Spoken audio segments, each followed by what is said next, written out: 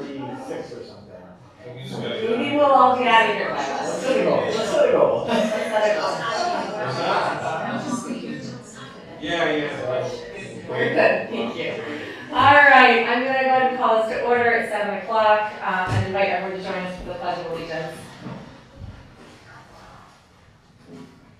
Allegiance to the flag of the United States of America and to the republic which stands one nation under God, indivisible, with liberty and justice for all.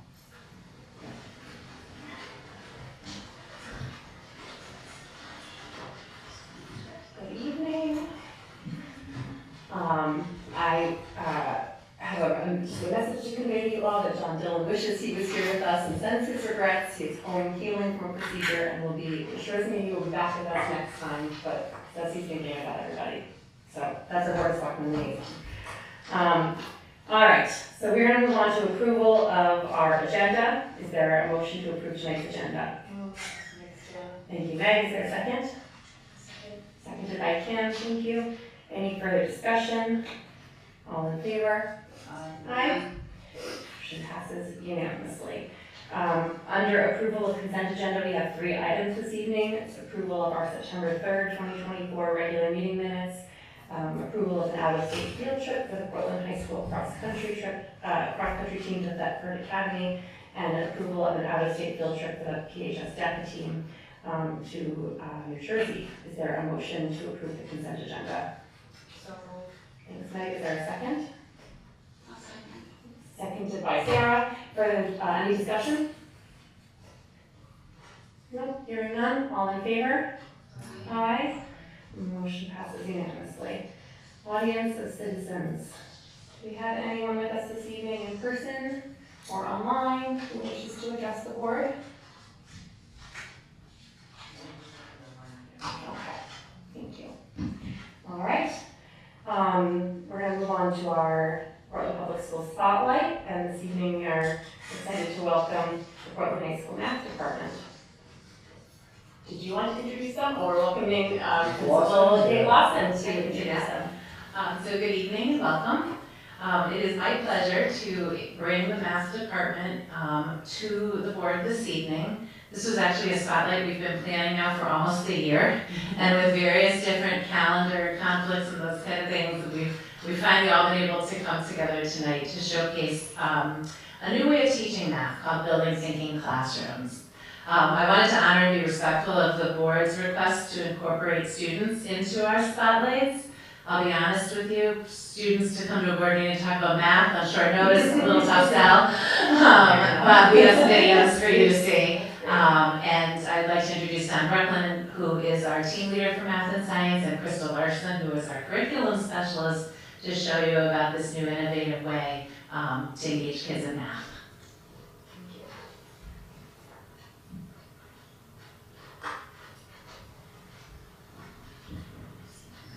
Hi, good evening. I'm Crystal Larson, and this is my coworker, Don Brooklyn. We're here today to just tell you a little bit about what we've been doing in our math classes at the high school for the past couple of years. We've adopted the Building Thinking Classrooms in Mathematics framework by Peter Liljedahl. So you can see on the screen, we have a really brief presentation.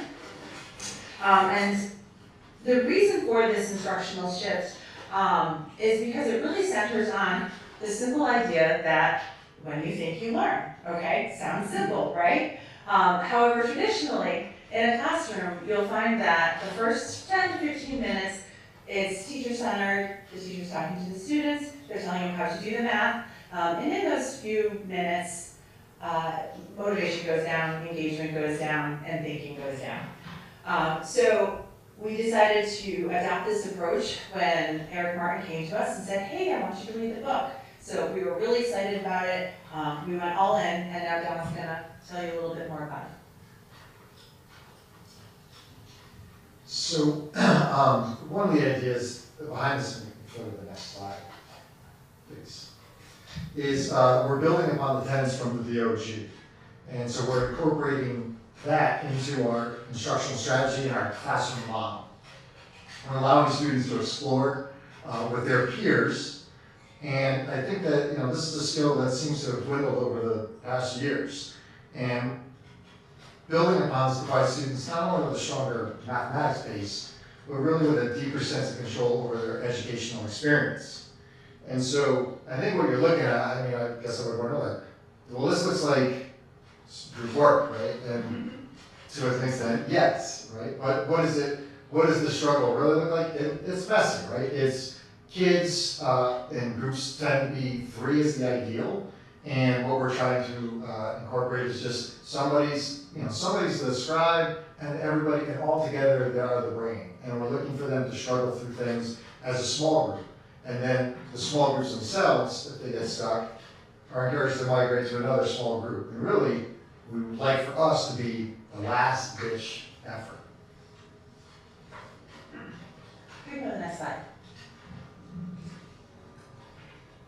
So some of the traditional ideas in the classroom or things that you see in the classroom are a little bit different here. So the students, you can see they're not working at their desks. They're obviously standing. They're working at a vertical whiteboard space. And that is one of the most important things in this framework, thinking in the classroom. So for a couple reasons. Obviously, brain science says you work better and harder when you're moving and when you're standing. Also, we get to see and we have a visual of what they're doing at all times. So we can assess and use it as a formative assessment throughout the entire time. Some of the things that look a little different too are how do we answer questions when the students have questions. Sometimes we'll answer it with a question. Sometimes we'll give them a tip. Sometimes we'll give them a hint. Sometimes we'll pull 2 groups together and see if they can work it out. So like Don said, we're the last ditch effort. However, when it comes to students taking notes, that looks a little different as well. So we might be at the vertical whiteboard space for, 20, 30 minutes, but then at the end of the period, we come together, synthesize it, and that's where they get to get all of that information in, clear up any misconceptions, share out what they did. The vertical whiteboard space offers a great opportunity for us to look at the thinking and the progression of thinking throughout the room. You can treat it like a calorie walk. You can hone in and bring the whole class around one board. So there's a lot of flexibility. It just looks a lot different than what we're used to. And I think that's about it. Yeah, there's a lot more that goes into it that we just haven't gotten to. So, yeah. One of the other things that I've been noticing too is students are coming to us during flex and mentor study, and they're just going to the boards naturally. Like they just come in and, hey, can we go to the boards? And it's just really nice to just watch students do work from a distance, because now you can just kind of like, things are going well, you leave it alone. But if something's not right, you can even step in, like even during that time. It's really powerful. We'll go to the next slide. Of course, no good math presentation would be complete without a graph. So we have a graph on the bottom left, and in there we have the flow. So where's the flow? Well, that's where we want to keep students. We want to keep them in the flow. And that's trying to keep them from being too bored, but also simultaneously heading off the idea of frustration. And that is a lot more easily managed in this style of teaching than if we were the sage on the stage. What does it sound like? Well, we have some dialogue for you guys.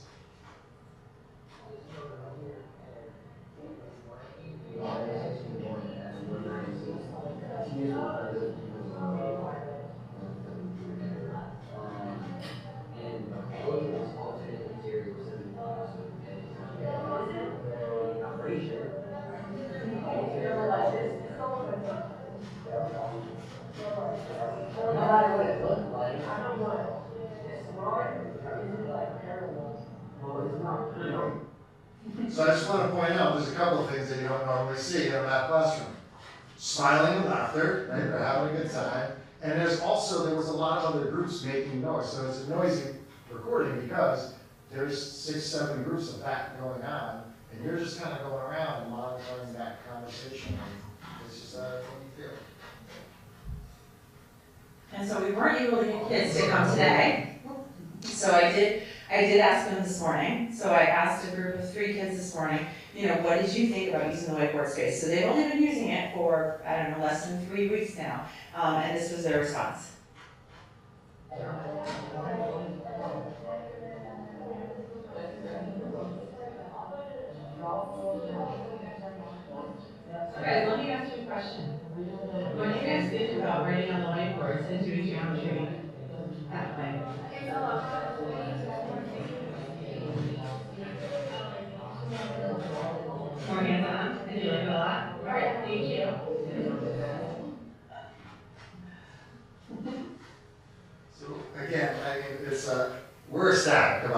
you know, it may not, hopefully that comes across, and I think that the students are a lot happier.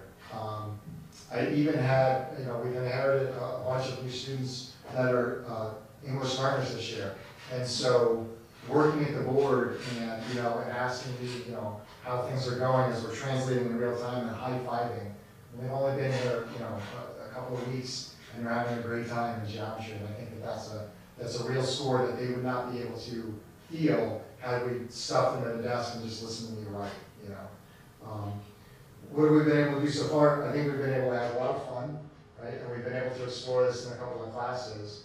And I think that what we're really looking to do is, as we become more comfortable with the idea, is exploring this in all of our classes.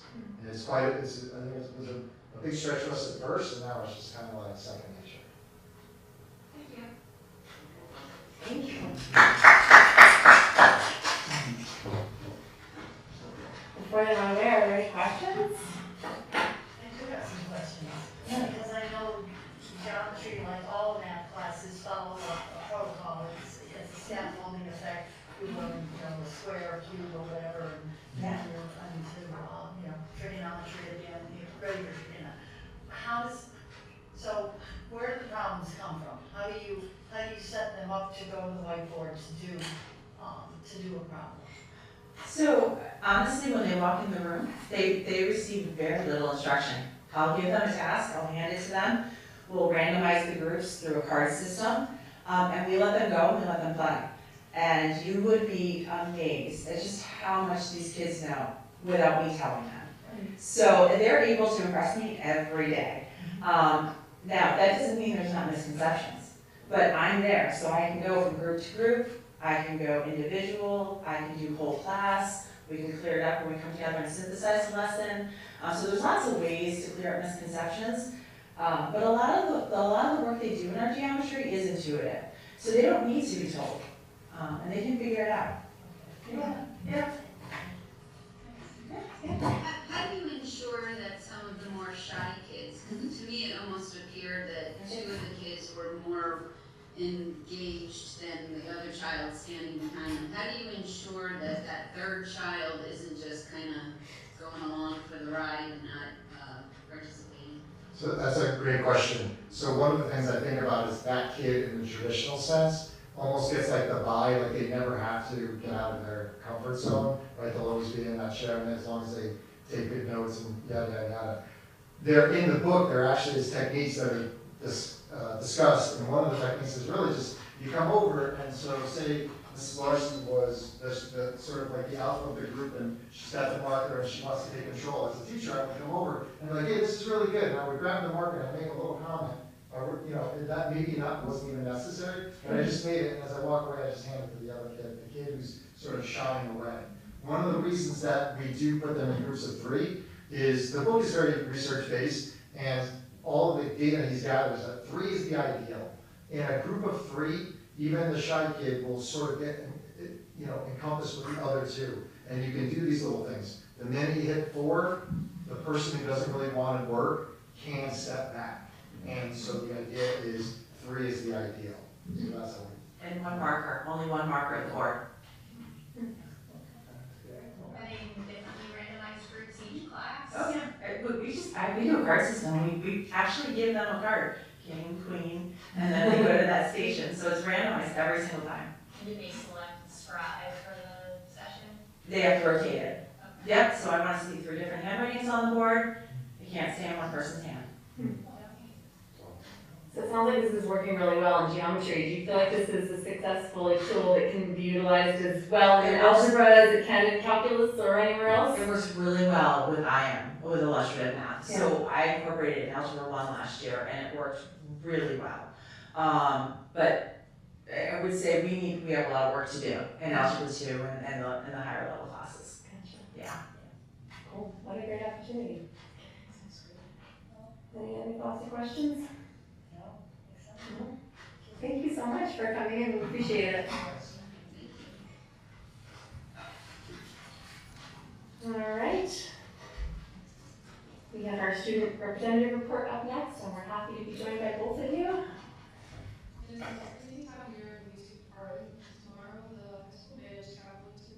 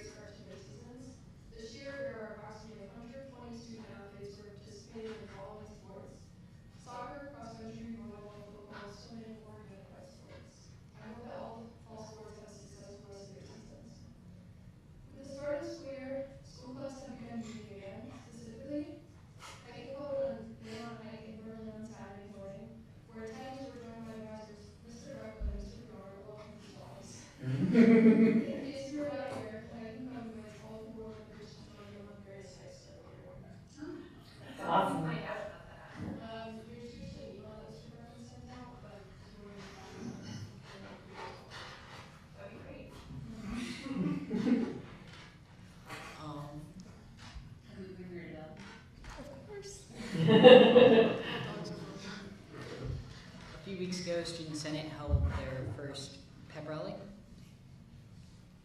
in acknowledgement of Spirit Week, as well as the beginning of school and fall sports. And Senate's also been working hard on getting the semi-formal homecoming ready for October the 19th. Usually they do the snowball, but this year we shifted to a homecoming.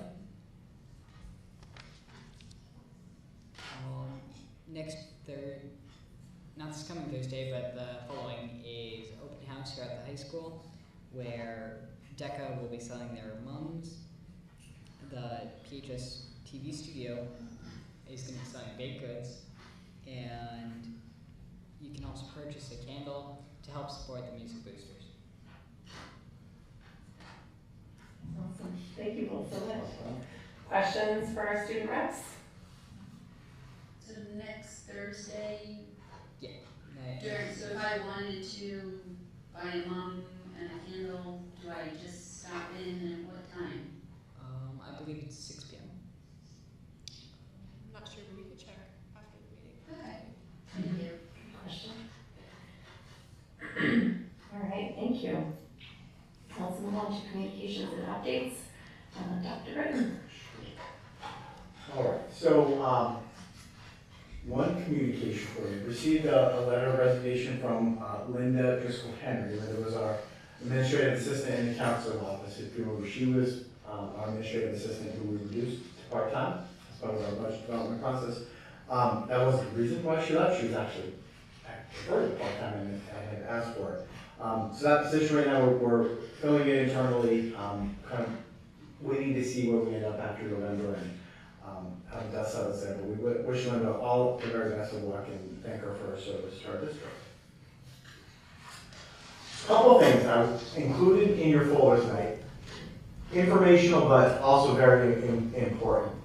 First, I included for you the Land and Building Use Assessment Committee report. So if you haven't had a chance to look at that, it's in the folder there. I know Dave and that committee, you guys worked really, really hard on that. Do you want to make comments now, or were you going to make some comments during your portion? Not really. It's just a culmination of everything that we've gotten thus far. Just kind of give people a sense that it was, a lot of stuff was done. A lot of developers, real estate people went through the buildings.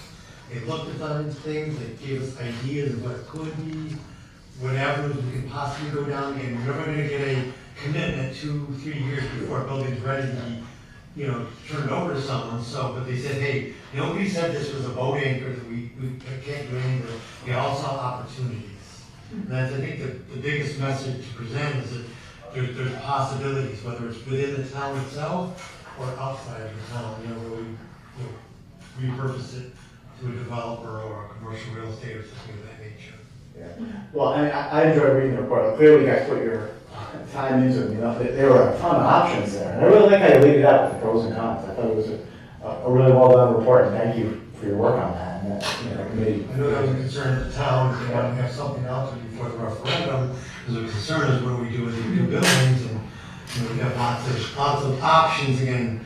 And one the other final note was everyone agreed that time is on our side, because when the spa comes into place and when your place starts becoming more occupied, that space will become more valuable either for the town or for someone that outside of the town's use. And then go through different scenarios, but definitely opportunities. For sure. Well, thank you. So if you haven't seen it already, I put it in the folder. Definitely worth a read. It's great ideas in there. So the second thing I included in the folder, so I thought it was neat, just because it's so complicated.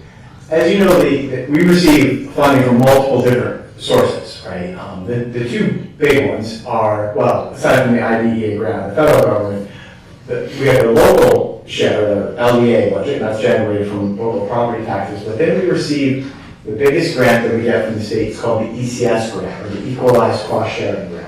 I had never seen this before. I literally just published it. I will tell you, I remember taking a school finance course a million years ago, and one of the challenges that the professor gave us was, here's the formula, which looked like something you might do when you figure out the area under a curve in calculus or something. figure out what your town might be, right? Like figure out how many pupils you have, you know, what percentage of those are eligible for free and reduced price, what percentage of those are Title I students, and this very complicated formula. So when this hit my inbox, I thought it was pretty interesting because they kind of put a graphic to that very complicated formula. I thought I would share it with you. It's more just informational, but you know, certainly as I teach courses for when I do prep students, I'm going to be using this. But I thought you might like to take a look at it. This year we received about $3.5 million from that grant. But you know, as those numbers go up and down, clearly you can see how they're sensitive to demographics in town and overall considerations in the state.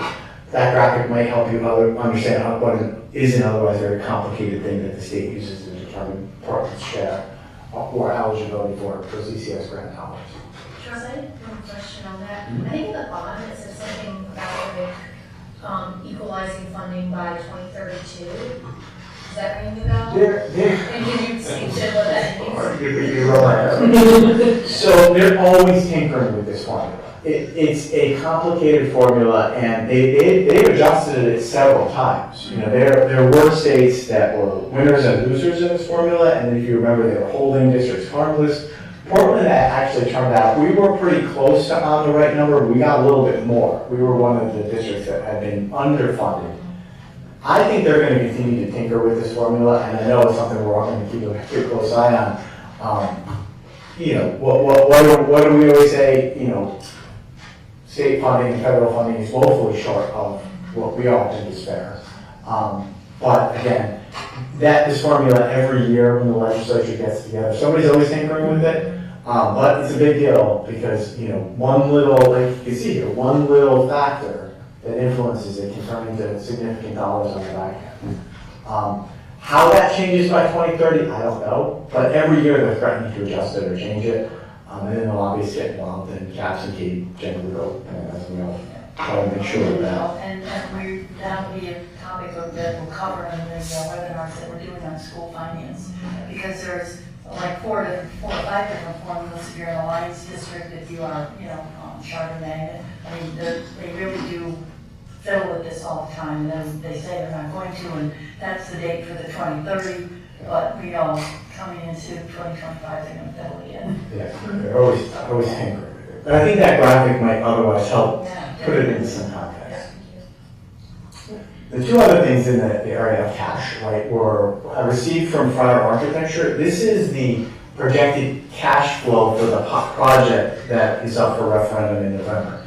Now, this information was asked for by the town financial planner, a gentleman named David Eisenthal. So he's now working on a amendment or a explanatory text for the referendum and an impact on the town's debt rating. So, and that's the one that we'll be able to see if you have a property assessed at this value, you would otherwise see this impact on the mill rate. So I put those in there because you want to see them, you know, and we know now that our reimbursement rate is 51%. There are other assumptions in this that include Ryan has asked David Eisenthal to consider the town's net grand list stable. Now, we know it's not going to be stable because certainly Brainerd Place and the Nordic Spot, amongst other development towns, are going to add to that net grand list. So, you know, that's one assumption that we can argue over whether we should tweak that one way or the other, because as that net grand list grows, the impact on people's property taxes would be mitigated by that growth. So another assumption also, we're not including in there the 5% that we would be receiving from open choice. We're going to stick with that 51%, but then let that we're eligible for this up to additional 5% in open choice and an additional 1 or 2% for those areas that we construct that are going to be used for early childhood, specifically pre-K. So there are some things that when that projection comes out from Mr. Eisenthal won't be exactly right. It's going to be a very conservative look. Right now, I don't disagree with Ryan that we need to err on the conservative side of things. We don't want to overpromise anything. I think we can have a lively discussion about whether it's too conservative or not. But those are the numbers that we shared with Mr. Eisenthal. He's working on that. In addition to Mr. Eisenthal's text amendment and the impact on the town's bond debt service, I also have a long, what I'm calling an FAQ, frequently asked questions about this project that I'm reviewing, that I'm organizing. I am reviewing it very carefully with the town's council and our council to make sure that it is using very neutral language. Sorry? Because we're in this silent period and we can't be seen as advocating one way or the other. Our responsibility is to provide factual information. So I'm going to have the town council take a very close look at that, scrub it, make sure that it isn't, nobody could infer from that how we might otherwise encourage them or just dissuade them from voting. So I'm hopeful that by potentially, and Tricia and I are working with a graphic artist to make it look nice so that it's not just a Google Doc, it's something that will otherwise look nice. I think I might have that out and available for the community as early as this Friday. I'm just waiting on this piece from David Eisenthal. I've seen some emails going back and forth. I think I might even have that in my inbox right now. I haven't checked my inbox in the past hour. But we should get it soon. As soon as I have that, I'll put the FAQ together. I'll make it all look very nice. And then it's something we can put up on the website, share on social media, and let people get a good look at as they make an informed choice this coming November. But those two documents that there, which are very important, are the basis that Mr. Eisenthal is using to develop those two very important documents.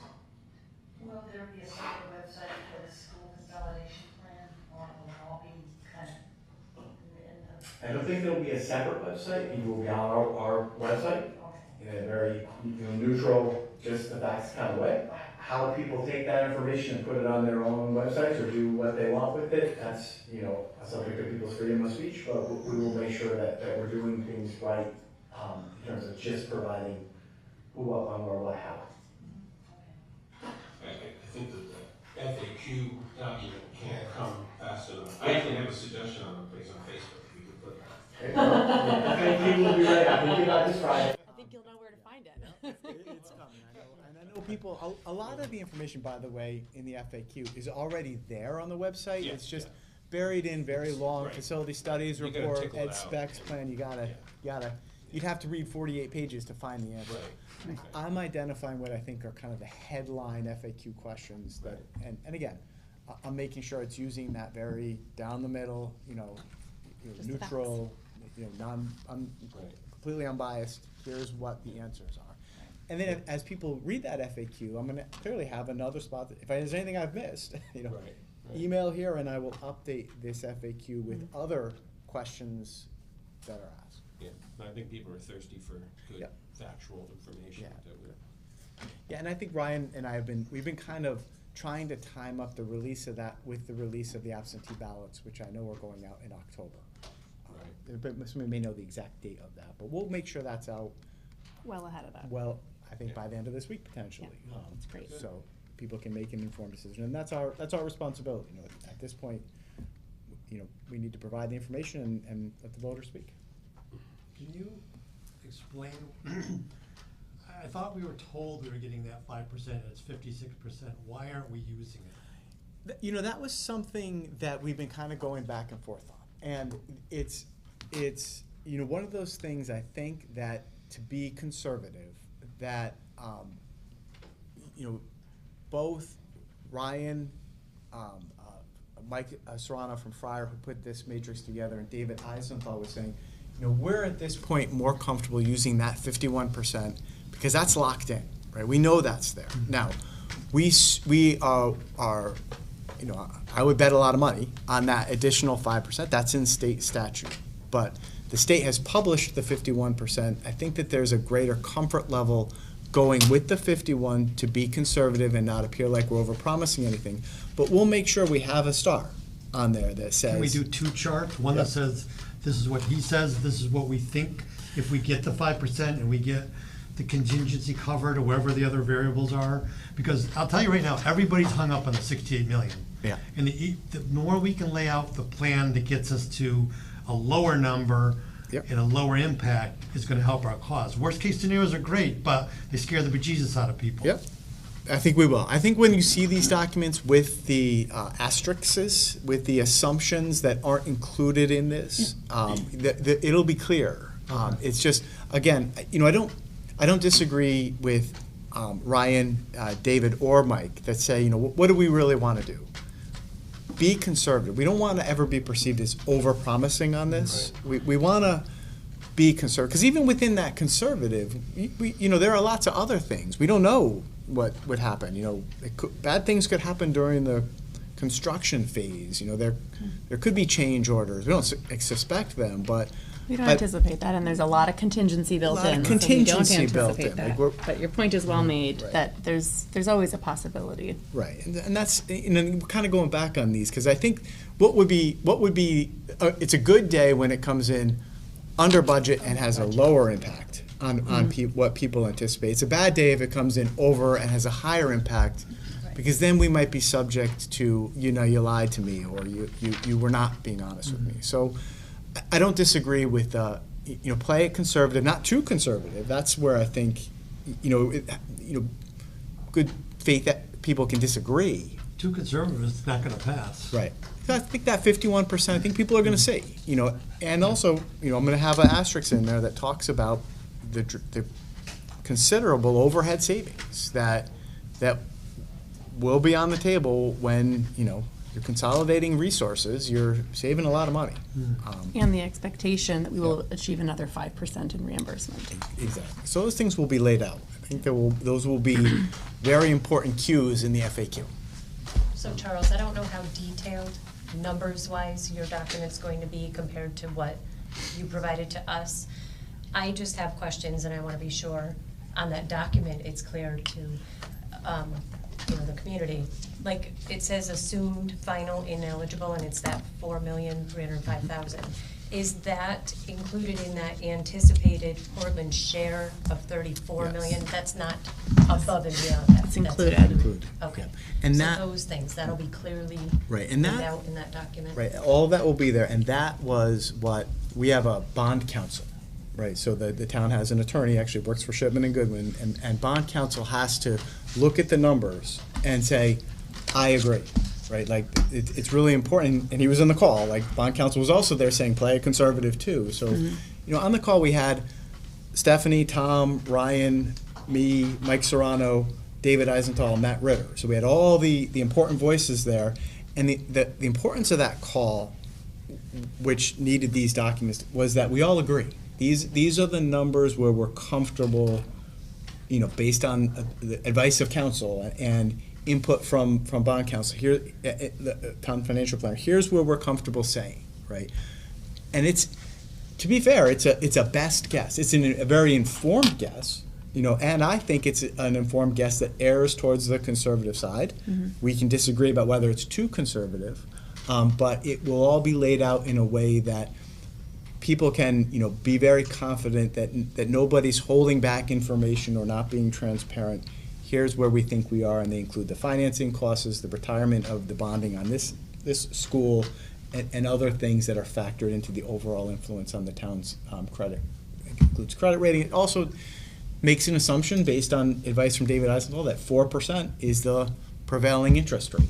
Now, what do we know? Today, the Federal Reserve is going to lower interest rates, right? I mean, we were hearing about that in the news. That 4% when the money's being borrowed might be 3.5%, right? So while it's where we think we are right now and are comfortable saying, now, is that going to be the number in 5 years from now when all this is done? It will most certainly not be. But should it be dramatically off? I certainly hope not. I'm hoping we are in a better place. I'm hoping, and that's why it's important that all of these minds, that Ryan and me and Mike and David and Matt are on the same page, so that we're being as honest and transparent with our community. Well, this is a snapshot, and this is the snapshot we have today, and it will change over time. Yep. So I think that's the best way to present. And I think you will see it, if not this week, then next week. So it's coming, and I'll share it with all of you first and let you get your input on it and make sure you're comfortable with it before I blast it out to the world. But people are like, I agree with you. People want to know. People are asking for this information, and it's there. Like I would just say, it's a lot of it's there in things that we've done before, but it's just hard to get to. You know, we don't want people to have to read 48 pages to find that one piece of information. All right, the other thing I included in here, and I encourage you to read this, Angela, particularly you, this is a report that we received in the end of June. I actually didn't get it till July, but I put it on my reading list, and I finally got through it. A report titled Report of the Findings of a Task Force to Study Special Education Services and Funding. If you haven't read this yet, please do. It's outstanding. Now, I really want to start with the tip of the hat to the committee that wrote this. They did an excellent job identifying the problems.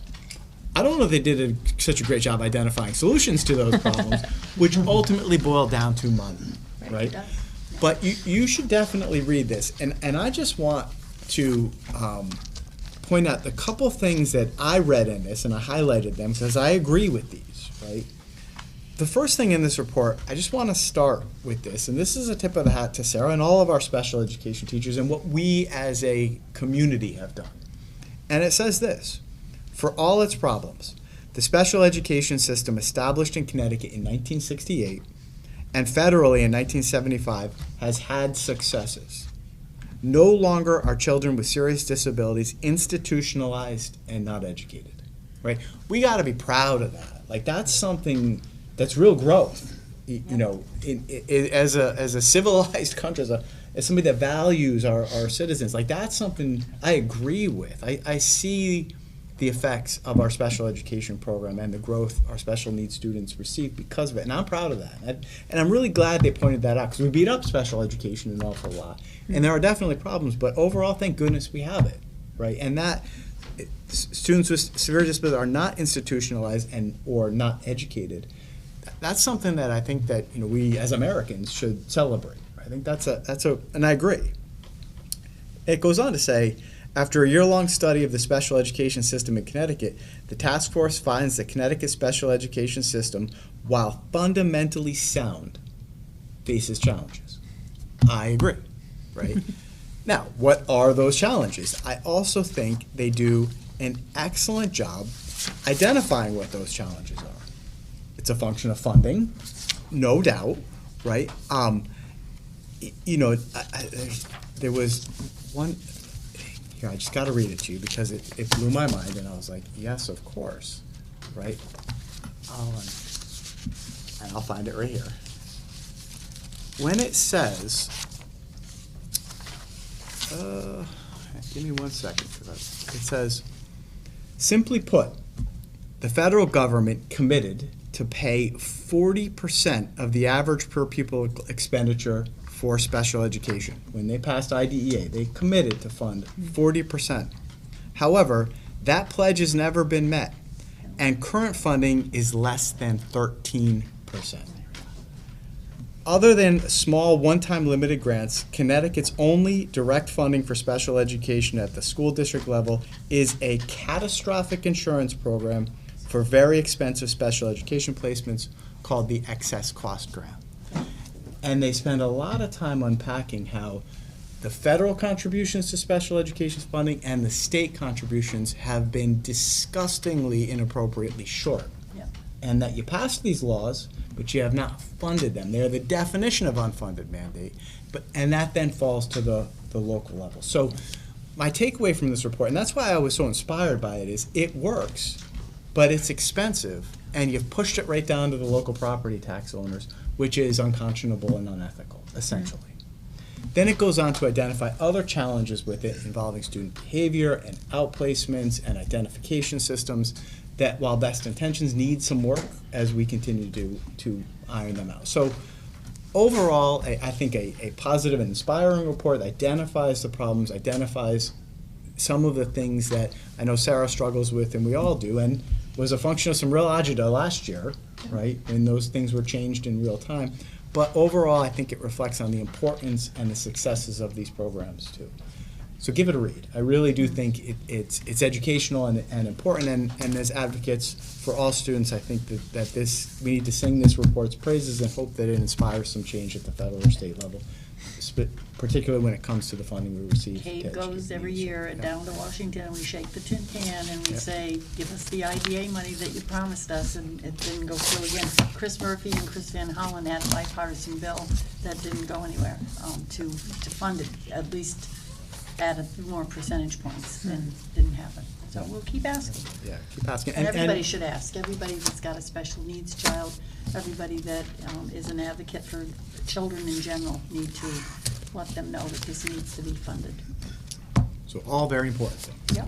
And I hope you find the same.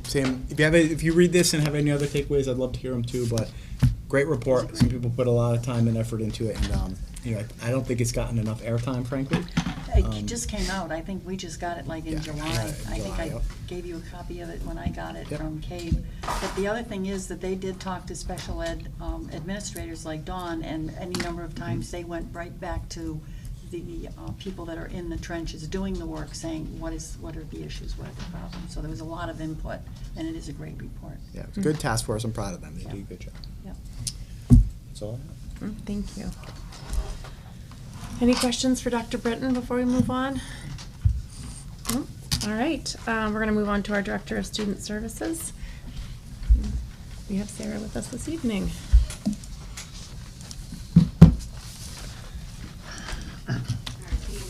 Good evening. So I'm just going to go through each section and then pause after it to see if there's any questions in that specific section. I do on the transportation end have answers that Steph Regola and I collected around fuel, taxes, workers' comp and insurance that I know we had after the last board meeting. So I know some of the transportation section will be redundant, but I can answer those specific questions that you all had. So the first area of my report is outplacements and our general just numbers across the district. If you look back at past data from previous months, we're tracking about where we were. We have had one additional outplacement student who moved into our district. That student was pending registration in August, so I believe at our last board meeting I had an asterisk there, and that was because we knew that student was registering and they would require that level of support. So we have gone up one in our outplacement line. We're still at a decrease from where we were in June of last year, but we have gone up one. Any questions around outplacement numbers or number of students with IEPs, special programs, et cetera? I know during last year's budgeting season, we were talking about support for multilingual students, and I'm just wondering, like, what are you seeing so far this school year? Mm-hmm. Because we have one professional that's supporting all of those students, and this number has risen since July. Yeah, absolutely. And Julie has been just absolutely phenomenal for Portland in her advocacy and her professional learning that she's provided to teachers. I will say that we've gotten more creative with how we're using her. So, for example, at the high school level, we have a lot of newcomers to the United States. So they are in the very early phases of learning English, and she is actually co-teaching some of those students. So she's doing services a little differently to address those needs. But yes, she has identified that our numbers in that area are rising significantly, and we're going to continue to monitor, what the needs are. But she is advocating differently. I need to co-teach a class, I need to push in versus solely doing, a pull-out support model. And she's just such an asset to us in that regard. Any other questions? All right. So the next area is staffing. We have hired 2 paraprofessionals since our last board meeting that were approved at our last meeting. We currently have 2 paraprofessional positions that are still open due to resignations of paraprofessionals. And then we are also looking for a per diem van driver. One of the backup drivers that we had identified works one job during the day, and they expanded his hours, and for him to work for us, he'd be staying awake for 24 hours at a clip, which would not be good for anyone. So we are currently covered, our vans are running, but we are looking for someone to do that kind of fill-in per diem work if someone's sick.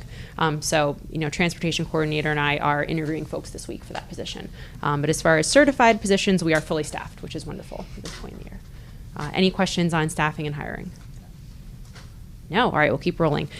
So some of the district-wide initiatives that I'm working on, just to keep you guys abreast of that, we've really worked on standardizing our PPT process across schools. So teams and I have been working together on some standardization measures, making sure that everyone in every school, with again the possibility of consolidation on the horizon, that we're doing things the same way, speaking the same language, documenting things in the same way. So some consistency there.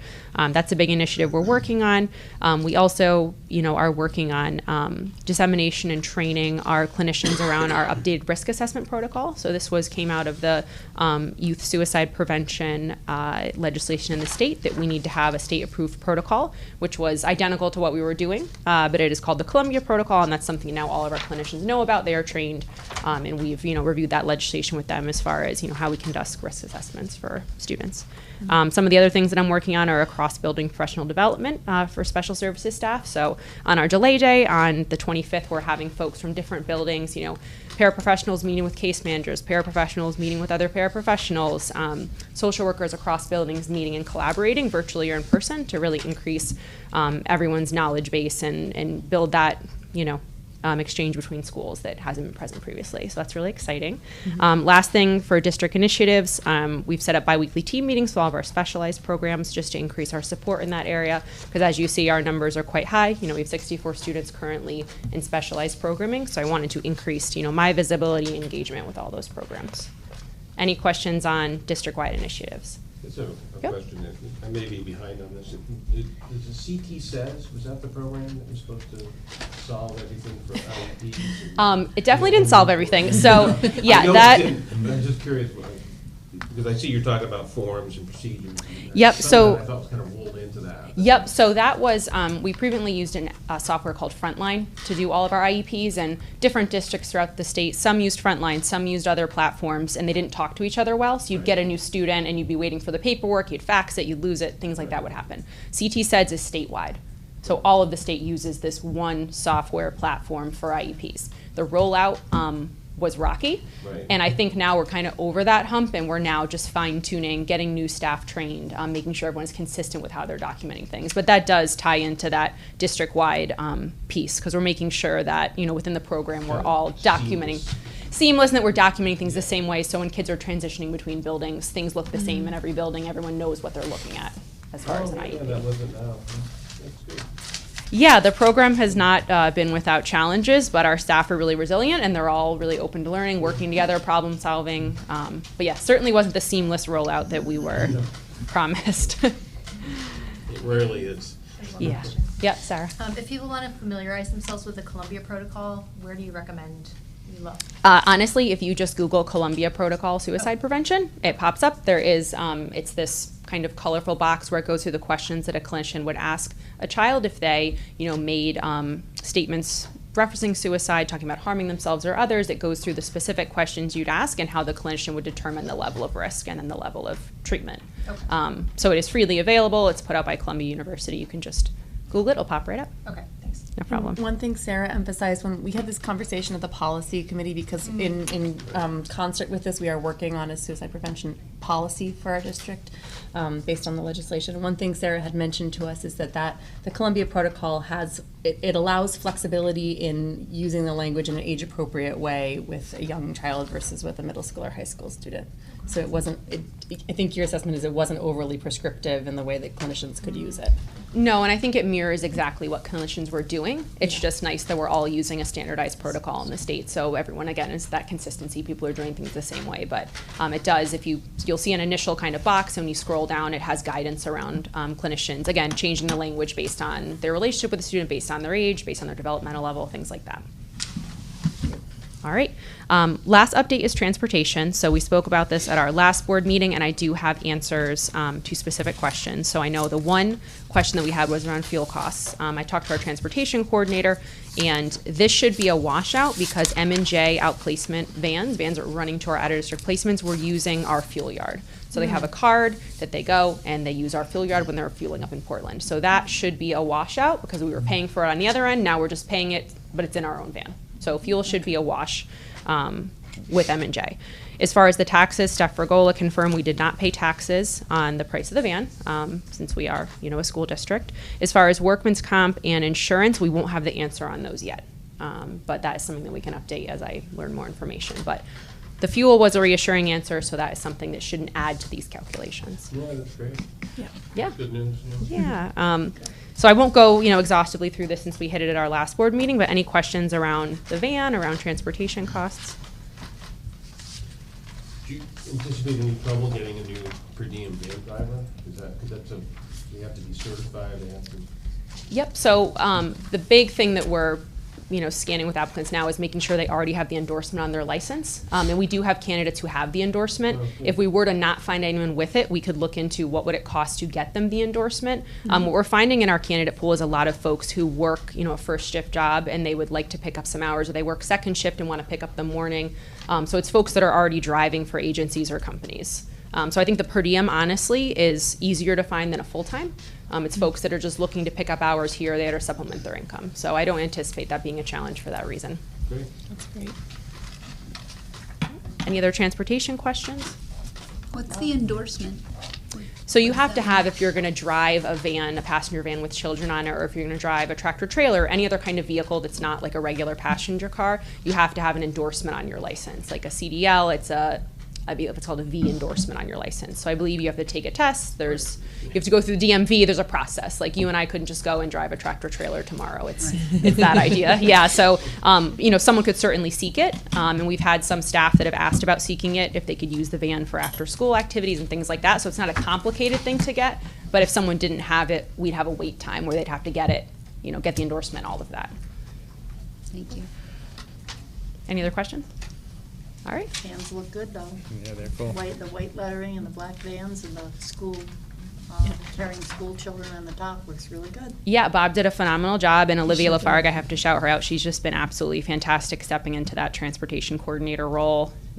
She's all day on the phone making sure everything's working and running, and we've gotten good feedback both on the van itself and the impact it's had on our transportation times for our in-district transport through M&J. So pulling a couple students off of that ended up really helping with our transport times because those were a concern last year. So That's great. So far going really well. That's a wonderful benefit of this, huh? All right, thank you all.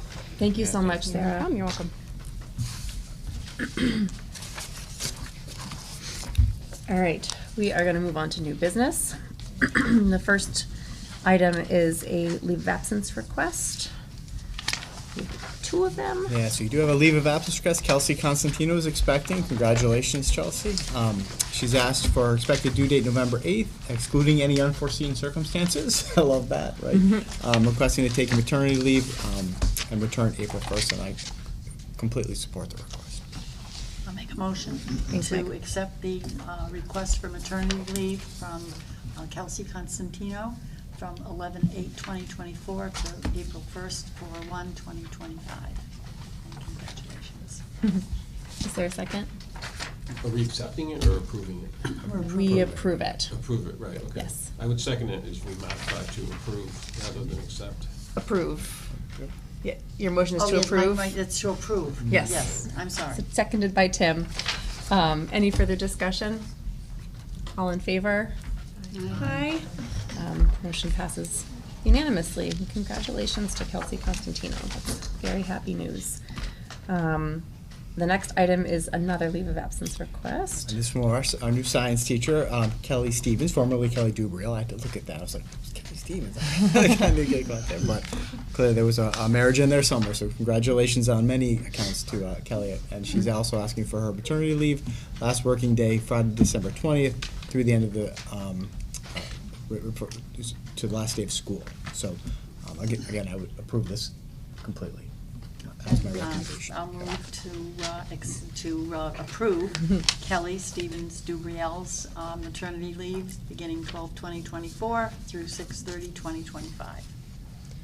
Is there a second? I'll second. Seconded by Kim. Any further discussion? Just a quick question. These are math and science. Do we anticipate any kind of issue filling these positions? Like a substitute? Yeah, these aren't easy positions to fill, but we'll find someone good. Okay. We've got some plans. No. And are all of these just maternity leave and leave of absence on top? I just don't know what the policy is. Is it through the union? Is that how it works? They get so many weeks paid and then unpaid? Do you know how that works? Yeah, Just so there's curious with the we would timing. have FMLA. I would have to have Stephanie here to explain it in more detail, but Okay. they would be able to use sick time, and then between the FMLA and sick time, if they have enough accrued, they would be able to use that. If they don't have enough accrued, then it would be unpaid. Okay, so the second one was a new science teacher, so how does that work? Yeah, so I mean, again, I'd have to go and look, but teachers are accruing sick time. if most teachers get 15 days, and then you collect, if you're not sick in a year, the next year you have 30 days, and then if you're 4 years and you've never taken a sick day, it's 60 days. So, I don't know exactly how many sick days are available, but those would be paid. Now, of course, FMLA and your approval of the leave would guarantee the position. Whether it's a compensated leave is different. That's a function of how much sick time is accrued. But by your approval tonight, we guarantee that she'll have a position when she comes back. Very good. Okay, thank you. Sure. Any other discussion? Okay, the motion was made and seconded. All in favor? Aye. Aye. And the motion passes unanimously. Thank you. And congratulations to Kelly Stevens. All right. Set this aside, and we are going to move on to item C, which is taco plans. And this evening we are reviewing the taco plans for Valley View, Gildersleeve, and Brownstone.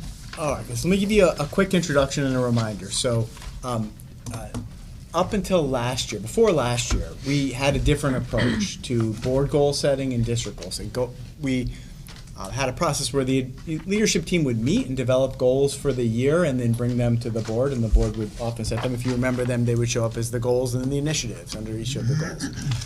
Last year, if you remember, we shifted to a more of a site-based approach, right? Where what we were finding with the goals and initiatives is that, in some cases, based on the developmental needs of the kids or some building initiatives like, NEASC or other things, some of those goals or initiatives didn't always apply to all of the buildings, and we wanted to work in a more site-based ways to give the principals some leverage to work with their faculty and bring forward goals that reflected the needs both developmentally of the kids and where their schools were, and then, of course, empower the principals to move their schools forward in a meaningful way as opposed to more of a top-down way.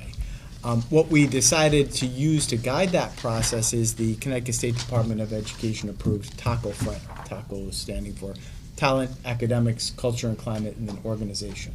The principals, of course, worked very closely with each other and me, so there are some very common elements to these, and they also reflect things like new board policy that you're going to be considering tonight around school climate and other things.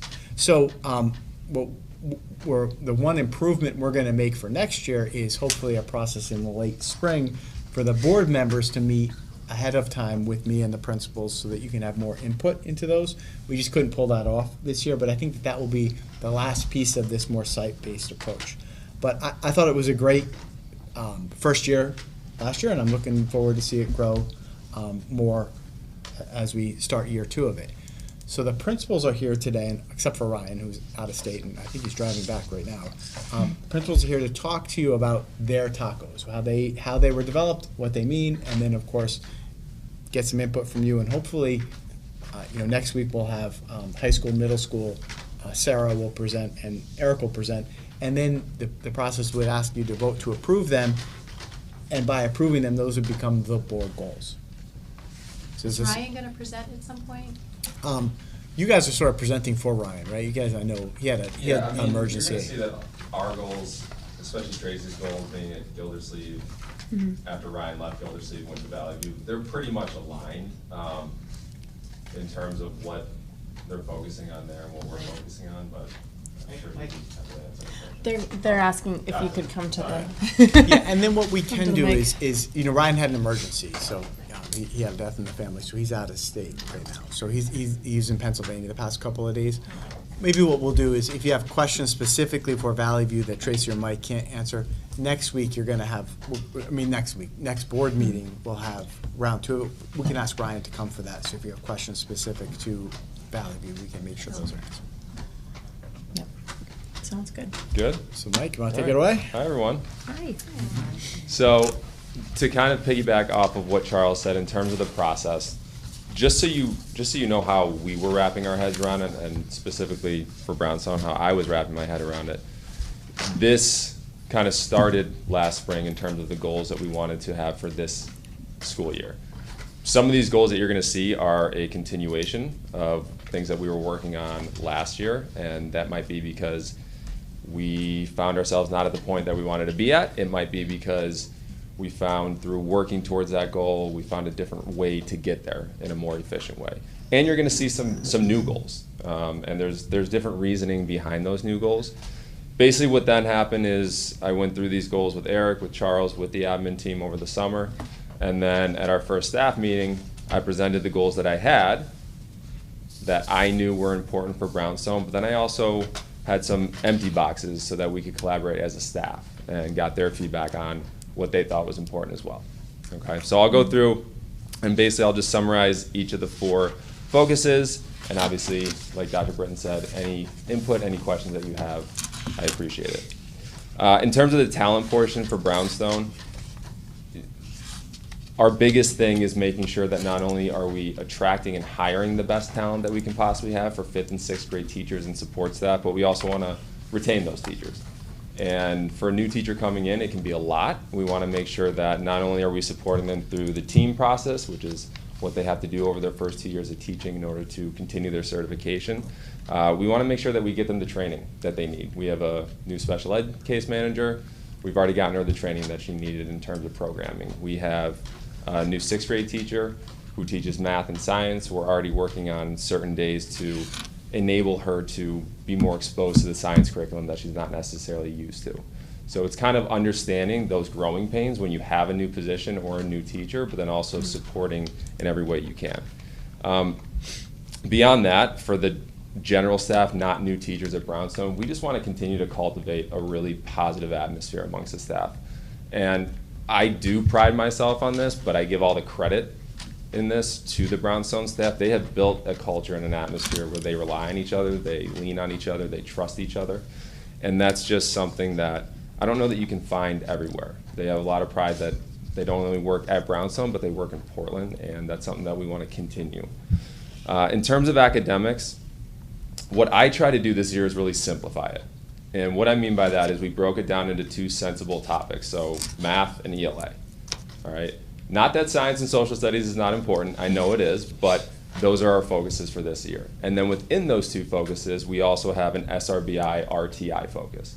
So for ELA, especially grades 4 through 8, we're kind of in this interesting position where there's so much emphasis, rightfully so, that's put on science and reading, into reading for K3, right? The program that we are piloting right now.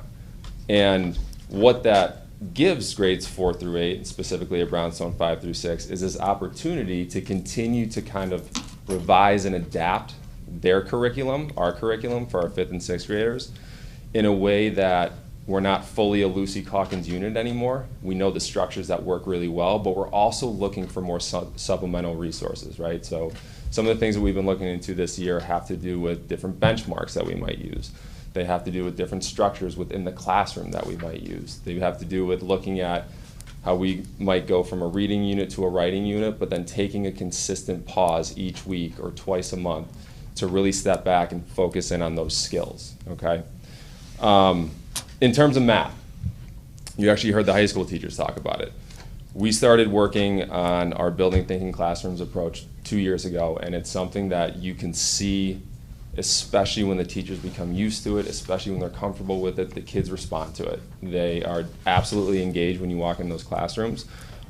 What we've also realized over the last 2 years is, as great as that is, and as wonderful as it is to kind of push that problem solving, that productive struggle on our 5th and 6th graders, there's a lot of times and a lot of concepts that they just need explicit teaching. So what we're trying to do is take a look at our structures, continue to hone in on the building thinking classrooms, but also do it in a way that we can add in some explicit teaching on a daily basis. Small group teaching, one-on-one teaching, where we can really focus on either a gap or a really hard concept that they need a little extra help on.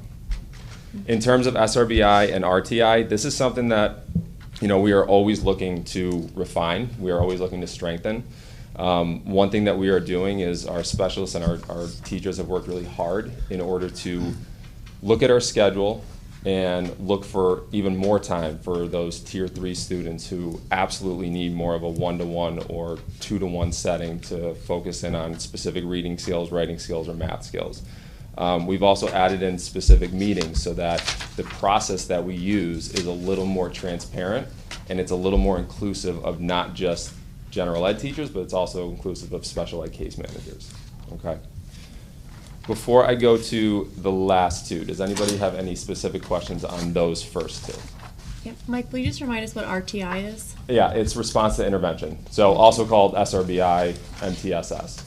I don't think I've heard the RTI, Yeah. but that's Yeah. great, thank you. That was in my head, Laurel, because we're going to a conference in October called RTI, so. Awesome. Yeah. Any other questions on talent or academics at Brownstone? I Yeah. love seeing the objective around SRBI. Is there something that's different about biz that you have this objective as related to other schools? Yeah, that's a good question. Part of it, Sarah, has to do with the schedule at Brownstone and the win that we use. So what we found last year is while we were seeing kids that were in that tier 2, tier 3 group enough, there was an opportunity to utilize a different part of the schedule and see them even more. Thank you. Yep. All right, in terms of culture, this is where you're going to see definitely a continuation of a couple goals that, especially for 5th and 6th grade, are going to continue to remain very important. I'm guessing regardless of what school you go to. And then you're going to see a brand new goal for a specific reason as well. The first goal is a brand new goal. It's form a climate and culture committee that is made up of different stakeholders. And part of the reason we're doing this is, one, it's going to end up being a state mandate in 2025. And the other reason we're doing it is because it just makes sense, especially in terms of the potential of a lot of shifting in this district. We want to make sure that everybody's on the same page. We also want to make sure that this climate and culture committee is closely aligned with our equity committee, which is already in place. We are going to continue to strengthen and, if needed, revise our behavior intervention. Like I said, it's 5th and 6th graders. We love them, but they can also be difficult sometimes in how they respond to things. And we want to make sure that we are on the front edge of the best ways in which to not only handle certain situations, but also intervene in an appropriate way and be resources for them to teach them how to do it the right way. And then lastly, another continuation from last year is amplifying opportunities for student involvement and student voice. And this is something that I will absolutely take on the chin. This was a goal that we had last year. I did not get it off the ground running in time. And this is something that is going to be a priority for us this year. We have some incredible students in 5th and 6th grade, and a lot of students who want the opportunity for leadership roles or a little more chances to share their voice and share their opinions about what they want to happen at Brownstone. One of the things that we're going to do is we started to develop a student leadership, but it wasn't until closer to the middle of the year. We're actually going to start that in October this year. And then last focus in terms of operations, and this is, you're probably going to hear this district-wide for every school, is going to be creating an attendance tracking team. And we are going to meet once a week at Brownstone, and it'll also be in coordination with the district-wide attendance tracking team. This is going to include myself, our mental health professionals, our social worker, our school clinician, and one of our admin assistants. And basically, our goal is to make sure that when we meet every month, nothing is a surprise, right? Those students who are either having a tough time getting to school on time or having a tough time getting to school consistently, we have already made contact with them proactively. And then the last two, revised scheduled meetings to allow for more content-focused time. One thing that we are adding in is with our bi-weekly content meetings, meaning our specialists and our gen ed teachers, we are also including our case managers in that. This is going to help with modification, it's going to help with curriculum scope, it's going to help with planning and adapting to what every student needs. And then another one, and this is, I don't necessarily put a question mark, but it's just something that we have to start wrapping our minds around. We're going to begin to plan for consolidation. And what that'll mean is if and when that vote happens and something changes, we are going to have a committee that deals with everything from where another grade level might be placed in Brownstone to how we're going to do 3 lunch waves and of recess and how we would do 3 waves of WIN as well. This is something that I and Chuck are currently working on with a company called West Ed in terms of planning for that. And it's something that we're hopeful that we can get not just in building stakeholders involved, but also stakeholders across the community. Any questions? Just the West Ed, I've never heard of that before. Yeah, so it's a company out of California, and we went to a PD last February. And basically what it, I mean, In general, what they do is they focus on inclusion and equality in schools and equity in schools. The cool thing about what they did after this professional development is they stay in touch with you. And we had 3 more sessions with them online. And then what they asked us is, what do you want one of your focuses to be? And with potential consolidation coming, one of our focuses is going to be, how do we make sure that that's as seamless a transition as possible? And then another focus that we work on them with is that climate and culture committee. So that's a service we're paying for? That's something that we were invited to last fall, actually. Yep, last fall. yep, and they continue to. Yes. Yep. I love seeing the Climate and Culture Committee and knowing that you already have the Equity Committee. Mhm. And one thing that, when I reviewed these for, I think, a meeting that maybe didn't end up happening, I had an overall comment that I'd love to see a goal around engaging families. Probably that would be under culture and climate, because families get mentioned around attendance. Yeah. But that's kind of a blanket comment. It would be for you too, Tracy, I think, Mhm. for all of our administrators to consider what an objective around that might look like. Yeah, Or and where that's- that fits within the taco. Absolutely, and that, I mean, and I think it does, Sarah. I think one of the things that generally happens is when we sit down and write this, we know that so much of the family piece of it and the parent piece of it is embedded into what we do. It's embedded into PTO, but to see something specifically around that, yeah, I think that's a great point. I had a question for you, because I noticed that, I think it's in Ryan's plan at Valley View maybe, where he kind of explicitly laid out, or no, was it Gildersleeve's plan? Made note of the fact that we have a new teacher evaluation plan in place, that it was a heavy lift to get it on board, and now it's gonna be a heavy lift on you all to implement it. Yeah. So I guess I'm just curious if you feel like if it's worth it to lay it out as under one of our operational goals, that implementing that, so we can all acknowledge it, it's a big lift. It is, and I think it's something that's embedded in not just the operational piece of it, but also the talent piece of it. That's a huge way to support not just new staff, but every staff, with that constant feedback and those meetings and the goal planning that we would do and be a part of with them.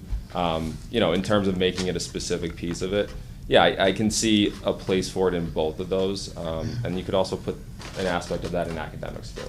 Sure. So. I'm curious about the attendance Yeah. plan. I think that's great, and again, with that engaging with families. I'm wondering, the reaching out to families, who is taking the initiative on that? Who's actually reaching out? So right now it's our social worker. So for instance, let's say that she notices that somebody was absent 2 days and we're only 15 days into school. We obviously don't want to reach out to them only when they get to that mark of 8%, right? So she would reach out to them, make sure that everything's okay, first of all, make sure that if there's anything that we can do on our end to support them or help them. And then from there, if we see more, we would bring them in for a meeting.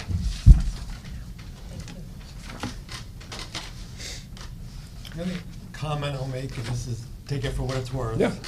is I look under action plans and I kind of counted them. I see the word meeting and committee throughout the whole thing. It doesn't really say action, it really says we're gonna meet. Yeah. And that's not very productive in a lot of cases. Yeah, and Dave, I don't disagree with you. I think part of that is probably going to be when those things happen, making sure that the agenda for those meetings are very specific.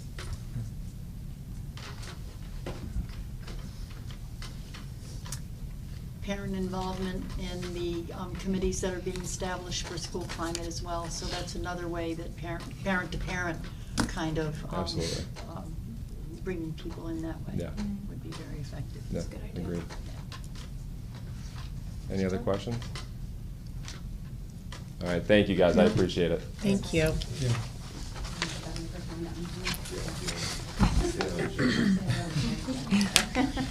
Hi. Hello. Okay. So I was really lucky because I did some of this with Ryan last year, so I was able to kind of look at what we had at Gildersleeve, see where we needed to make changes, where we wanted to continue.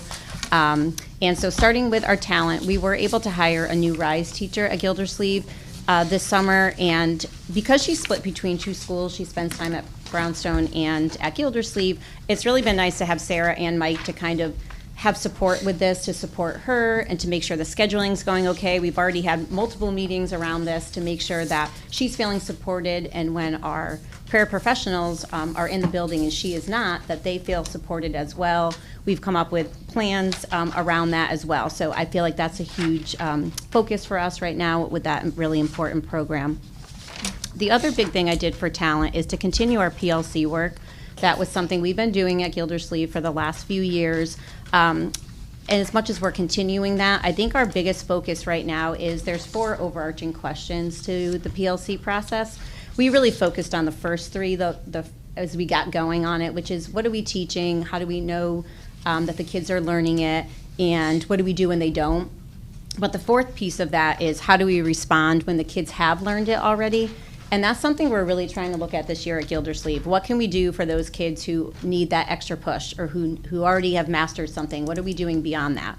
So one thing we've already done, we purchased Concept Quest, which is something as part of the Bridges program, but it's an enrichment that our math specialist found, and she's going to be pulling some small groups of kids multiple times a week to do some extension work like that. Obviously through our WIN groups too, that's always something, or What I Need Now groups, we make sure that through that the kids are having opportunities to have different enrichment activities with our librarian. Also we have a 4th grade teacher who also has a degree in STEM, so she pulls a group and does some activities around STEM as well. So that'll be another big focus for us. Academics, our Into-Reading pilot is probably our biggest thing right now. That's for our 2nd and 3rd grade reading teachers. We just started last week. Charles is going to come in tomorrow, and we're going to walk through some classes. Eric and I did that last week as well. So we're off and running with that. But that needs a lot of support for the teachers, training that we're getting, both from the company itself and time for the teachers to just work together. And the other area of focus is just to continue making sure that our kids are getting small group instruction in both literacy and math.